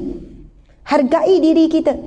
Puji, bukan puji diri sendiri, lawa bukan perasaan. Sebenarnya alhamdulillah ya Allah, apa adanya Engkau ciptakan aku ya Allah. Dan Allah berjanji di dalam Al-Quran, la in syakartum la azidannakum, kalau kamu bersyukur pasti aku akan tambahkan nikmat ke atasmu. Masya Allah, Allahu Akbar. Okey, hadis Nabi ni Nabi sebut apa? Cuba kita perhatikan. Nabi sebut barang siapa yang bekerja mencari rezeki yang halal untuk menjaga dirinya daripada meminta-minta dengan tujuan memenuhi nafkah keluarga, supaya dia tidak meminta-minta dan memenuhi dan memenuhi nafkah keluarga, dan juga untuk membantu jiran-jiran tetangga, nescaya dia akan datang pada hari kiamat dengan wajahnya yang berseri-seri seperti bulan di malam purnama. Cerita tadi tu sebab sebut bulan tu. Jangan tengok dengan teleskop tu kan. Memang nampaklah bulan tu berkawah-kawah tu. Tapi daripada pandangan mata kita, Nabi bagi gambaran ni dengan pandangan mata kita. Wajah yang bercahaya, bahkan cahaya bulan ini boleh menerangi seluruh alam. Masya Allah. Jadi di mahsyar kelak ada wajah-wajah yang bercahaya. Ada yang bercahaya dengan cahaya Al-Quran, dia ahli Al-Quran. Ada wajah yang bercahaya dengan cahaya wuduk. Ini hadis Nabi SAW. Nabi bersabda, Nabi bersabda begini, sesungguhnya kamu akan dibangkitkan di mahsyar kelak dengan bekas-bekas cahaya wuduk. Maka lebihkanlah ketika kamu mengambil wuduk. Masuk lebih tu, kalau basuh tangan hingga ke siku, lebihkan sikit. Bukan sampai ke ketiak, itu dah membazir. Basuh siku tu lebihkan sedikit. Nabi kata sesungguhnya kamu akan dibangkitkan di mahsyar kelak dengan bekas-bekas wuduk kamu. Maka lebihkanlah sedikit. Jadi kalau basuh kaki tu lebihkan, bukan cukup-cukup ngam-ngam je buku lali. Naikkan sedikit, lebihkan dan sempurnakan wuduk. Dan sebab apa kita akan dibangkitkan di mahsyar kelak dengan cahaya-cahaya wuduk tu? Masya Allah. Ada yang cahaya solat, mungkin ada yang cahaya solawat, macam-macam bentuk cahaya. Dan salah satunya iaitu mereka yang saat hidupnya bekerja mencari rezeki yang halal supaya dirinya tak meminta-minta, supaya memenuhi keperluan nafkah ahli keluarga, supaya boleh membantu jiran tetangga. Masya Allah. Jadi perkara ni bila sebut rezeki yang halal, bukan hanya kerana kita kerja dapat gaji dari government, kita nampaklah halal tu. Tetapi ia belum cukup untuk menghalalkan rezeki kita ataupun dapat berkat. Ia bergantung bagaimana kita amanah dengan kerja. Sangat tergantung dengan amanah kita kerja. Ada satu kisah benar seorang lelaki yang bernama Mubarak. Dalam kitab ni Akhlak Rasulullah SAW, Masya Allah saya selalu bawa kitab ni. Diceritakan tentang seorang hamba Allah yang bernama Mubarak. Dia adalah hamba sahaya. Hamba sahaya, pemilik seorang tukang kebun. Dia diperintahkan oleh tuan dia untuk menjaga kebun. Nama dia Mubarak. Satu hari tuan dia panggil Mubarak, "Ya Mubarak, bawa aku sebiji buah. Aku nak makan." Wallahualam, kebun delima ke, kebun anggur ke, tak tahu kebun apa. Kisah ini masyhur daripada riwayat yang sahih. Lalu Mubarak ni bawa lah buah tu. Bila tuan dia makan, Mubarak ni dah bekerja bersama tuan ni, dah bekerja dengan tuan ni dah bertahun-tahun, bukan bulan, bertahun-tahun. Kemudian Mubarak bawa lah sebiji buah, bawalah buah yang diminta. Lalu tuan dia berasa, tuan dia terus saja marah pada Mubarak, "Kenapa kamu bawa buah yang masam?" Lalu Mubarak menjawab, "Wahai tuanku, selama aku bekerja di kebunmu, aku tidak pernah makan walaupun satu biji buah di kebunmu." Lalu tuannya tak percaya, dipanggil pekerja-pekerja yang lain. "Benarkah kata-kata Mubarak ini?" "Ya tuan, betul. Kami tidak pernah melihat dia pernah makan walaupun satu biji buah daripada kebun ni, walaupun dah bertahun bekerja." Dan tuan ni rasa sangat pelik terhadap Mubarak ini. Lalu tuan ni bertanya kepada Mubarak, "Wahai Mubarak, aku ingin bertanya kepadamu, wahai Mubarak. Sesungguhnya aku mempunyai seorang anak perempuan. Hanya seorang anak perempuan. Bagi kamu, siapakah orang yang paling layak, ciri-ciri orang paling layak untuk aku nikahkan dengan anak perempuanku ini?" Lalu jawapan Mubarak, seorang lelaki yang soleh, lelaki yang beriman, dia jawab apa pada tuan dia? Bukan dia jawab, "Saya lah tuan, siapa lagi?" Bukan macam itulah cara dia jawab. Tapi cara Mubarak jawab sangat hebat. Sesungguhnya orang Yahudi akan mencari maksudnya menantu ataupun lelaki untuk dinikahi untuk anaknya berdasarkan keturunan. Sesungguhnya orang Majusi pula, dia sebut beberapa kumpulan manusia selain daripada Islam lah. Yahudi, kalau Majusi, kalau Nasrani, dia melihat kepada harta. Kalau Nasrani saya tak ingatlah 3 tu. Namun bagi orang mukmin dia kata, bagi Muslim dia akan mencari mereka yang bertakwa kepada Allah sebagai suami untuk anaknya. Lalu Tuhan dia kata, aku tidak pernah berjumpa dengan mana-mana manusia yang takwanya lebih hebat daripada kamu wahai Mubarak. Maka sudikah kamu menjadi suami kepada anakku? Subhanallah. Masya Allah. Akhirnya Mubarak dimerdekakan dan dia dinikahkan dengan anak perempuan dan akhirnya dia menjadi tuan kepada kebun tersebut. Masya Allah.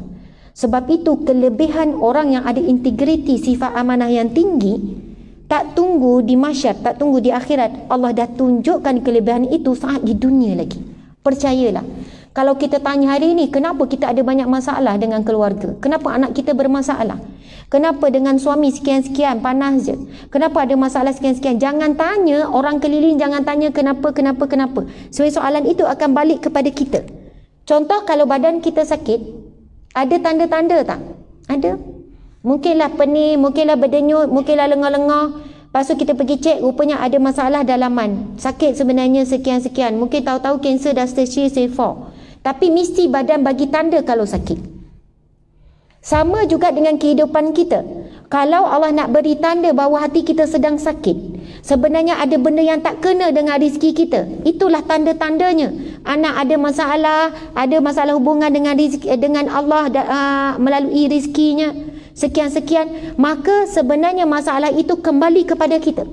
Jangan kita tanya kenapalah bos ni asyik cari pasal dengan aku, kenapalah rakan kerja, kenapalah suami, kenapalah anak-anak.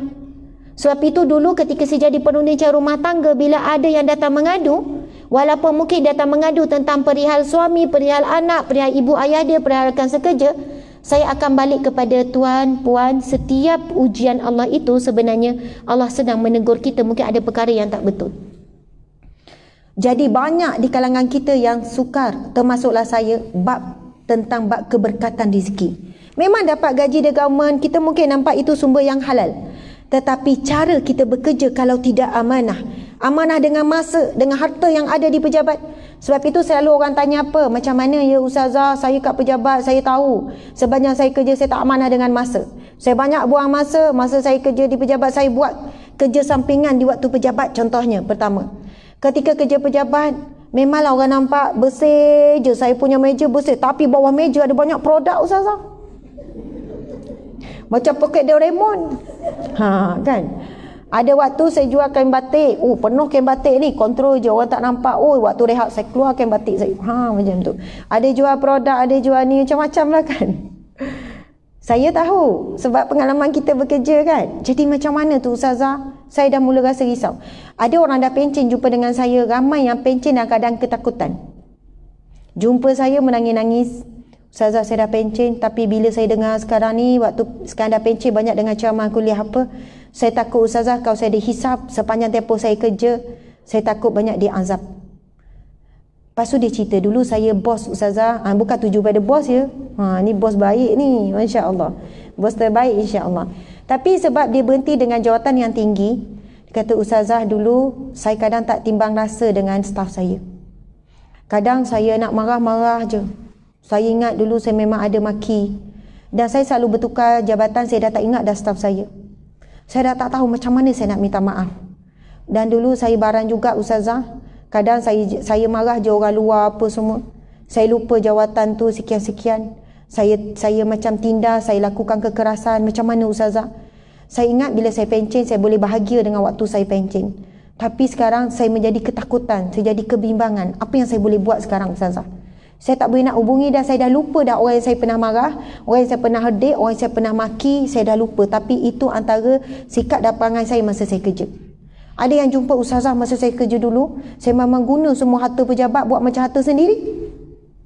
Dengan komputer tu lah, saya tengok Lazada, saya tengok Shopee, harta tu lah saya duduk main Facebook, saya main game, saya buat ni. Dengan tu lah kadang saya banyak print ni untuk kerja-kerja saya peribadi. Saya guna harta pejabat. Macam mana tu Ustazah? Ada juga yang tanya, Ustazah saya breastfeeding, lepas tu saya pump, lepas tu saya charge pump tu guna elektrik pejabat. Macam mana tu Ustazah? Ya, ada orang yang sampai macam tu tanya soalan. Jadi macam mana tu Ustazah, saya guna elektrik apa untuk kepentingan peribadi, agak-agak macam mana tu? Susah nak jawab ni. Tetapi perkara seperti ini menjadi detail kepada orang-orang sahabat-sahabat Nabi. Sehingga kan Allahu Akbar, subhanallah. Dalam kisah dalam buku ni, tapi saya sempat baca kisah Sayyidina Abu Bakar setelah dia meninggal dunia, sebelum saat Sayyidina Abu Bakar sedang dalam keadaan lemah, tenat, dia mengirimkan 3 harta yang dia ada dan dia pesan kepada anak dia, iaitu Sayyidatina Aisyah radhiyallahu anhu. Anak Sayyidina Abu Bakar kan Sayyidatina Aisyah, wahai Aisyah, setelah aku meninggal serahkan 3 harta ini kepada Umar. Maksudnya sepandang dia jadi khalifah, Perdana Menteri, sepandang dia jadi pemerintah, dia mengawal semua harta benda negara. Dan khalifah ketika itu bukan hanya perintah negara Madinah, tetapi seluruh negara yang di bawah pemerintahan Islam. Dan Islam ketika itu menguasai 2/3 dunia. Masa Sayyidina Umar lebih berkembang lagi, maksudnya luas, sistem khalifah ni luas. Kalau kita Perdana Malaysia, kontrol Malaysia je lah. Tapi khalifah ketika itu bukan kontrol satu negara. Semua negara di bawah pemerintahan Islam dikontrol semua. Banyak cukai, banyak ufti daripada negara-negara boleh dapat dan sebagainya. Tapi saat meninggal Sayyidina Abu Bakar hanya ada 3 harta. Pakaian yang dia pakai, lepas tu ada bekas untuk dia menulis, dan ada satu lagi disebutkan. Dan ketika Aisyah menyerahkan 3 harta itu kepada Umar, Umar menangis. Dan Umar sebut apa? Sesungguhnya Abu Bakar telah menyusahkan orang selepas dia. Apa maksud Umar? Bila dia terima inilah harta yang ada pada Abu Bakar, Umar sebut, bila Aisyah serahkan, ini amanah yang diamanahkan oleh ayahku untuk diserahkan kepadamu. Inilah harta yang dia ada, inilah yang ketika dia meninggal, inilah 3 harta yang dia ada. Kemudian Umar jawab, sesungguhnya Abu Bakar telah menyusahkan orang selepasnya. Siapa dialah? Sebab selepas Abu Bakar dialah khalifah. Sebab apa? Betapa amanah, betapa telitinya Abu Bakar tentang harta-harta. Dia tak mengambil sedikit pun harta yang harta negara ke apa, dan dia menyusahkan aku untuk aku mengekalkan sifat integriti ini. Subhanallah. Sayyidina Umar pun sangat hebat integriti dia. Kalau kita baca satu kisah Sayyidina Umar ni, perangai dia apa? Kalau ada seekor binatang, ini cerita Sayyidina Osman, dia cerita bagaimana integriti Sayyidina Umar, cerita dalam kisah ni juga. Pada satu ketika musim panas yang sangat kepanasan terik. Tuan-tuan puan-puan pernah tak berada di sebuah negara musim panas yang ada 4 musim ni? Mungkin ada yang pernah kan? Kami pernahlah duduk Australia beberapa tahun. Bila musim panas, dia 40 darjah Celsius, 42, 43, terlampau panas. Yang kita pakai tebal, pakai ni pun terlampau panas cuaca. Duduk dalam rumah tu macam sauna lah. Kalau tak ada aircon macam sauna. Bercucuran, panas sangat, terlampau panas. Dan gambaran kepanasan ketika itu Sayyidina Osman dengan pembantu dia. Sayyidina Osman melihat ada seorang lelaki di bawah terik panas matahari sedang mengheret 2 ekor unta macam itulah di bawah terik panas matahari. Lalu Sayyidina Osman dan dia memakai tudung. Maksudnya dia tutup muka dia. Bukan pakai tudung, tapi muka dia tak nampak. Mungkin dengan kain yang ditutup. Sayyidina Osman cuba tengok daripada jauh, lalu bertanya, berkata kepada pembantu, siapakah lelaki itu? Wallahu alam, tak tahu. Mereka tertanya-tanya dan mereka saling bercakap. Sayyidina Osman kata dia saling bercakap. Siapakah lelaki yang pelik itu di bawah terik matahari ni? Yang sedang mengheret unta ni di bawah terik matahari, apakah urusan dia? Kenapa dia tidak berteduh? Kemudian lama-lama lelaki tersebut makin mendekat, akhirnya mereka lihat itu rupanya Umar, Sayyidina Umar ketika itu menjadi khalifah. Lalu Sayyidina Osman memanggil, wahai Umar, kemarilah berteduh. Itu sangat panas tu, panas yang lit-lit. Oh kan bahasa kita kan, panas lit-lit, panas yang sangat. Lalu Sayyidina Umar kata, tidak mengapa, kamu tetaplah berteduh. Sebab kepanasan yang melampau boleh menyebabkan kematian. Betul kan? Sayyidina Umar jawab apa? Kerana aku belum menyelesaikan urusan 2 ekor harta ini, 2 ekor unta ini adalah orang sedekah untuk aku agihkan. Maka aku tidak akan berehat selagi mana tidak diselesaikan amanah ini.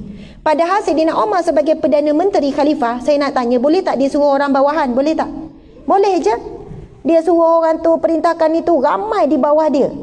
Tetapi Sayyidina Umar seorang yang sangat menjaga integriti. Dia bimbang sikitnya amanah.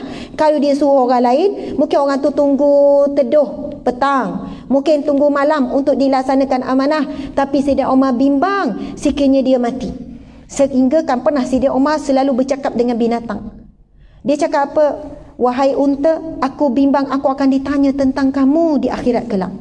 Maksudnya unta ni jadi amanah, kamu esok akan ditanya oleh Allah tentang amanah aku terhadapmu. Dan kita tahu ada satu kisah Sayyidina Umar, dia suka berjalan di tengah malam. Satu ketika dia mendengar ada seorang ibu sedang masak dan anaknya sedang menangis, mengatakan lapar, dan ibu ni jawab, sekejap, ibu tengah masak. Akhirnya anak tu tertidur. Bila Sayyidina Umar pergi lihat, beri salam dan masuk dan diizinkan untuk masuk, Sayyidina Umar tengok ibu tu bukan masak lauk tapi sedang memasak batu. Maksudnya batu di dalam periuk kemudian dipanaskan. Jadi anak ini sebenarnya helah ibu ni seolahnya memasak, tapi anak kecil tu tertidur kerana kelaparan, menunggu ibu dia sedang masak sesuatu, dan perkara dan sesuatu yang ibu dia masak takkan masak selama-lamanya itu batu. Bila Sayyidina Umar tengok, Sayyidina Umar balik ke gudang, ke tempat simpanan makanan. Sayyidina Umar pun memikul guni, mungkin makanan-makanan, bekalan makanan. Lalu ketika itu beberapa orang pembantu Sayyidina Umar, khalifah, Perdana Menteri, mesti ada pembantu. Lepas itu meminta, wahai Umar, marilah aku bantu engkau, marilah aku yang bawa tu guni tu. Lalu apa jawapan Sayyidina Umar? Kamu boleh membantu mengangkat beban ini ketika saat di dunia ini, tapi sanggupkah kamu untuk memikul beban amanah ini di mahsyar kelak? Niscaya kamu akan lari, aku yang akan ditanya oleh Allah kelak. Allahu Akbar.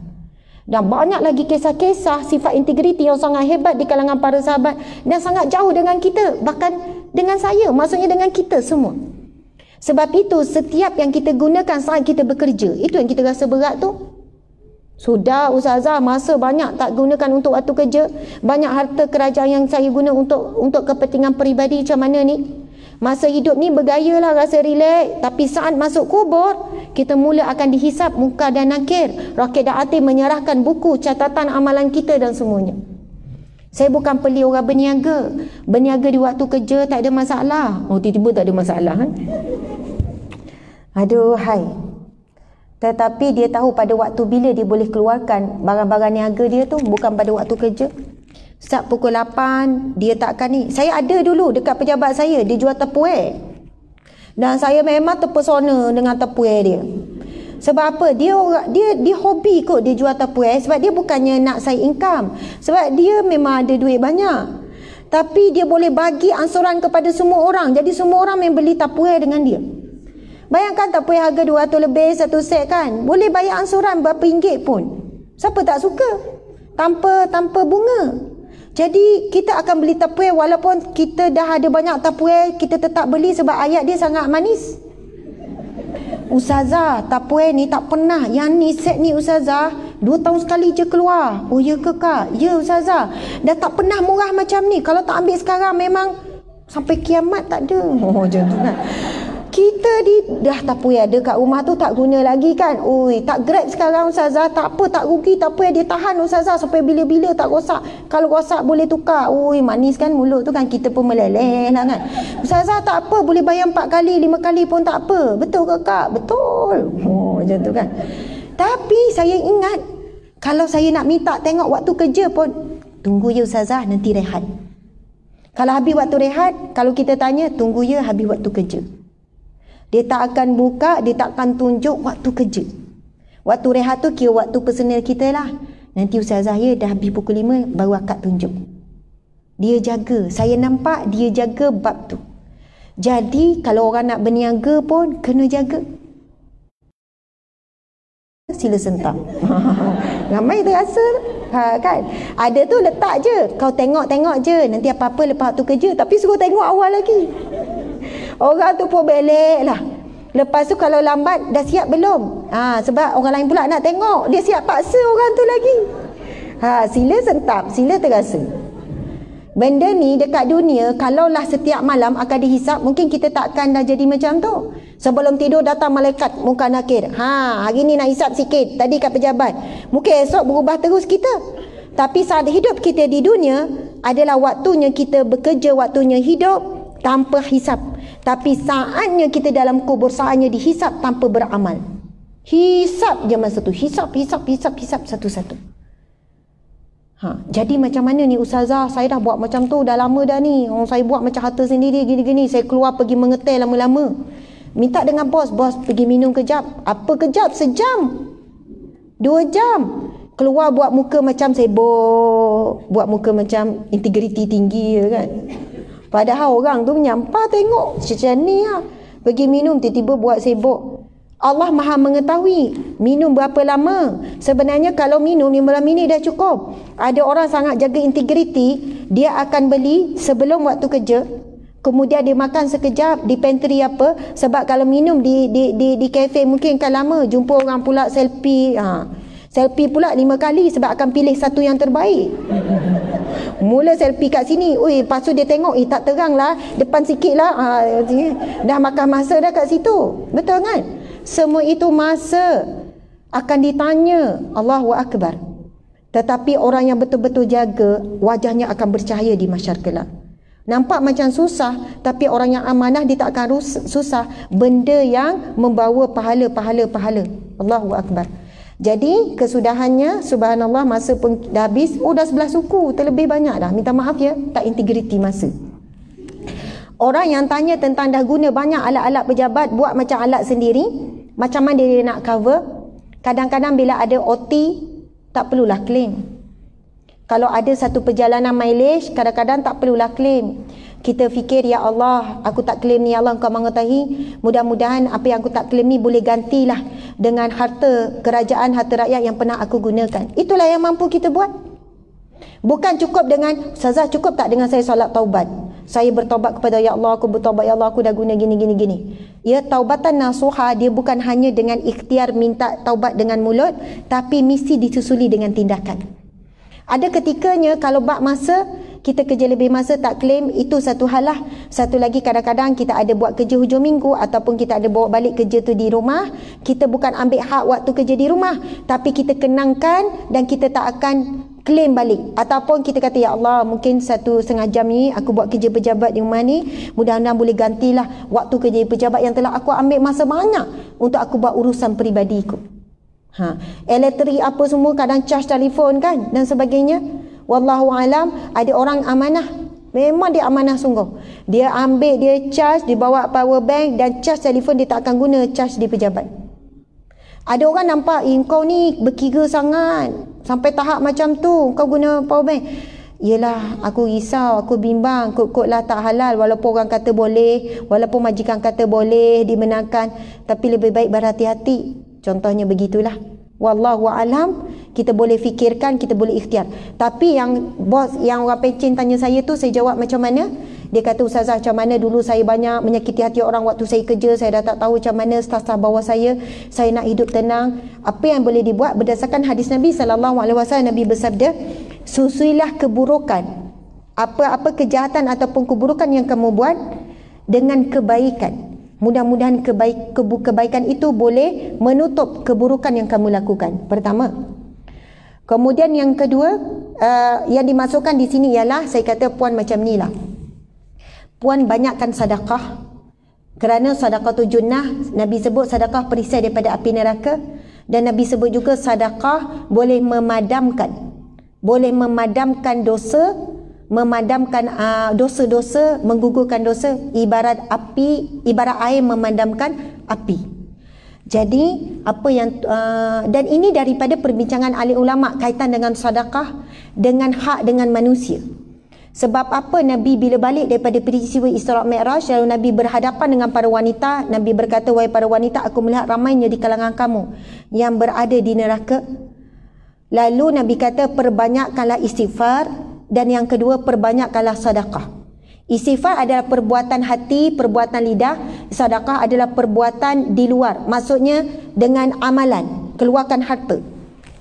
Di sana ada pendapat para ahli ulama bagaimana kita nak selesai urusan kita dengan manusia yang kita zalimi, yang kita umpat, yang kita keji, yang kita hina, yang kita ambil hak dia dan sebagainya, iaitu dengan salah satu kaedahnya menggunakan kaedah sedekah.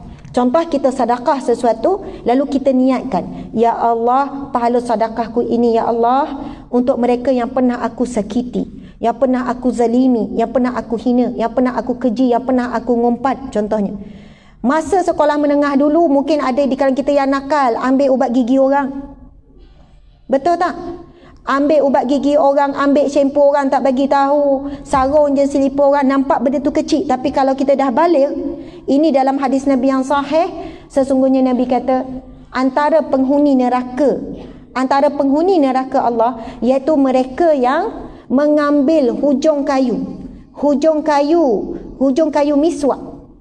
Pokok siwak ini kalau di negara-negara Arab satu pokok yang tak ada nilai pun. Maksudnya pokok tu begitu banyak. Jadi boleh je repis, bahasa Ganu repih.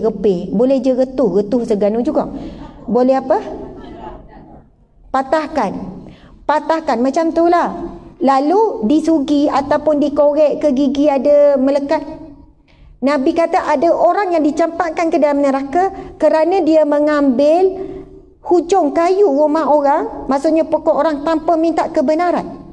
Kalau kita fikirlah, kalau orang minta kebenaran, Assalamualaikum, Waalaikumsalam. Ya, ada apa pakcik? Pakcik nak ambil hujung kayu nak korek gigi ni ha. Alah hai pakcik, yang tu tak payahlah nak Assalamualaikum bagai. Tapi nak minta bagai. Maksudnya benda tu sebenarnya tak ada nilai pun. Tetapi kerana melibatkan hak orang lain, ia menjadi sebagaimana firman Allah tadi, faman ya'mal misqala dzarratin khairan yarah wa man ya'mal misqala dzarratin syarran yarah. Dan barang siapa yang melakukan keburukan walaupun sebesar biji zarah akan diperlihatkan, akan dihitung, akan diberi balasan. Biji zarah ni kena tengok bawah mikroskop baru nampak. Maksudnya manusia tak nampak pun benda tu suatu benda yang tercela, tetapi akan dihisap, dihitung oleh Allah Subhanahu Wa Taala. Nabi sebut antara yang dicampakkan neraka seorang lelaki yang mengambil hujung kayu pokok tu untuk dicungkil giginya. Allahu Akbar. Kita tak tahu masa sekolah menengah dulu apa hak yang kita pernah ambil. Lepas tu bila dah masuk waktu kerja, kadang-kadang pergi bank ambil pen, lepas tu bawa balik. Pergi kat pejabat mana-mana isi borangan. Terlupa, bukan sengaja. Bukannya dia pengumpul pen tak. Dia bukan pengumpul pen bank tak. Tapi dah tulis-tulis tu bawa balik. Tapi ada orang yang amanah, dia sanggup patah balik walaupun bank tu jauh untuk serahkan, sebab itu bukan harta dia. Ada orang, alah takkanlah bank ni kaya dia berkira. Ya, saat dunia bank tak akan buat pengumuman kepada siapa yang pukul 2.30 tengah hari tadi ada isi borang, lepas tu dia buat balik pen, sila pulangkan kembali. Dia takkan buat pengumuman, duit dia pun banyak. Ya, bukan urusan bank tu, urusan kita. Kalau kita fikir-fikir balik, dah berapa banyak hak orang yang pernah kita ambil dan kita dah lupa. Sebab itu antara ikhtiar yang kita boleh buat. Ya Allah, mudah-mudahan sedekah ini, Ya Allah, memadamkan keburukan yang pernah aku buat. Sedekah ini, Ya Allah, menutup kejahatan-kejahatan diriku, Ya Allah. Kezaliman terhadap manusia yang pernah aku buat, Ya Allah, aku sedekahkan pahalanya. Mudah-mudahan di mahsyar kelak, bila dibuka semua hijab, lalu ada orang yang nak menuntut kawan sekolah menengah. Kau ingat tak? Rupanya kau lah yang ambil buah gigi tu. Halal buah gigi pun berkira. Kira halal lah kat mahsyar ni sama-sama ni. Nak masuk syurga. Tak ada. Di mahsyar kelak tak ada saling halal menghalal. Saling berkira. Semua orang ketakutan saling menuntut. Sebab apa? Neraka menjulang-julang. Syurga di balik sana tak nampak. Dan lihat seorang-seorang jatuh ke jurang neraka. Masing-masing akan menuntut. Suami menuntut sehabis-habisnya daripada isteri. Walaupun di dunia loving couple, isteri saling menuntut dengan suami. Walaupun loving couple, pasangan bahagia, anak menuntut dengan ibu, ibu menuntut dengan anak. Sebab masing-masing ketakutan. Subhanallah, Allahu Akbar. Sebab itu Nabi sebut dua. Kepada wanita, kamu perbanyakkan istighfar. Yang kedua, perbanyakkan sedekah. Kerana sedekah itu boleh memadamkan, menggugurkan dosa-dosa kamu. Jadi bila kita sedekah, saya kata puan sedekah, puan niatkan, Ya Allah, sedekahku ini, Ya Allah, pahalanya aku berikan kepada orang yang pernah aku zalimi, aku ambil haknya, Ya Allah, dah tak ingat dah, Ya Allah. Jadi mudah-mudahan di mahsyar kelak kalau orang ni nak main nuntut, sesungguhnya aku telah sedekahkan pahala sedekahku kepadamu waktu di dunia dahulu. Maksudnya dah selesai urusan tu di dunia. Sebab di mahsyar kelak tak ada halal-halal, tak ada saling halal berhalal tu, tak ada. Allahu Akbar. Mudah-mudahan dapat manfaat perkongsian pada hari ini. Saya mohon maaf salah dan silap ataupun terkasar bahasa.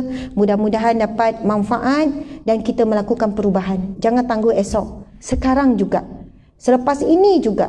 Cubalah amanah dengan masa, dengan kerja yang diberikan dan sebagainya. Di sana ada orang bukan Islam yang jauh lebih amanah daripada kita, tetapi kerana mereka tidak mentauhidkan Allah, mereka tidak masuk syurga. Kita ini orang Islam patutnya lebih lagi, sebab ganjaran yang Allah janjikan bagi orang yang ada integriti, orang yang amanah, sangatlah hebat. Sehingga kan dua tangan orang yang mencari rezeki yang halal, dia tidak akan disentuh oleh apa neraka Allah. Dan orang yang keluar bekerja, Nabi kata, sesungguhnya seseorang yang keluar bekerja mencari rezeki yang halal, daripada waktu pagi dia keluar sehingga petang, dicatat baginya pahala jihad. Kalian sedang berjihad sebenarnya. Jadi bila balik, kembalikanlah harta itu kepada yang hak. Jangan berkira dengan suami, baik-baik isteri sekalian. Jangan berkira jangan berkira dengan anak, jangan berkira dengan adik-beradik yang susah, mak saudara yang susah, kalau kita nak jadi wajah yang bercahaya. Subhanallah, alhamdulillah. Saya mohon maaf salah dan silap. Sekali lagi terima kasih kepada semua. Sekian, wabillahi taufiq wal hidayah. Assalamualaikum warahmatullahi wabarakatuh. Okey, saya nak pusing sekejap biar nampak. Okey, Dik, tolong pusing. Okey. Ada soalan? Ada soalan ke? Jangan banyak soal. Sebab masa dah lebih. Satu lagi, sebab saya, Masya Allah, terima kasih yang melihat di FB. Berapa orang ya tadi? Okey, yang bersama kita tadi, bolehlah tunjuk Ustazah kan dia orang ni. Lebih kurang 4,000. Campur dengan Instagram dalam 4,000 orang lah yang turut serta. Masya Allah, terima kasih ya sahabat-sahabat di Facebook dan juga di Instagram. Mudah-mudahan, alhamdulillah. Okey, Masya Allah, terima kasih.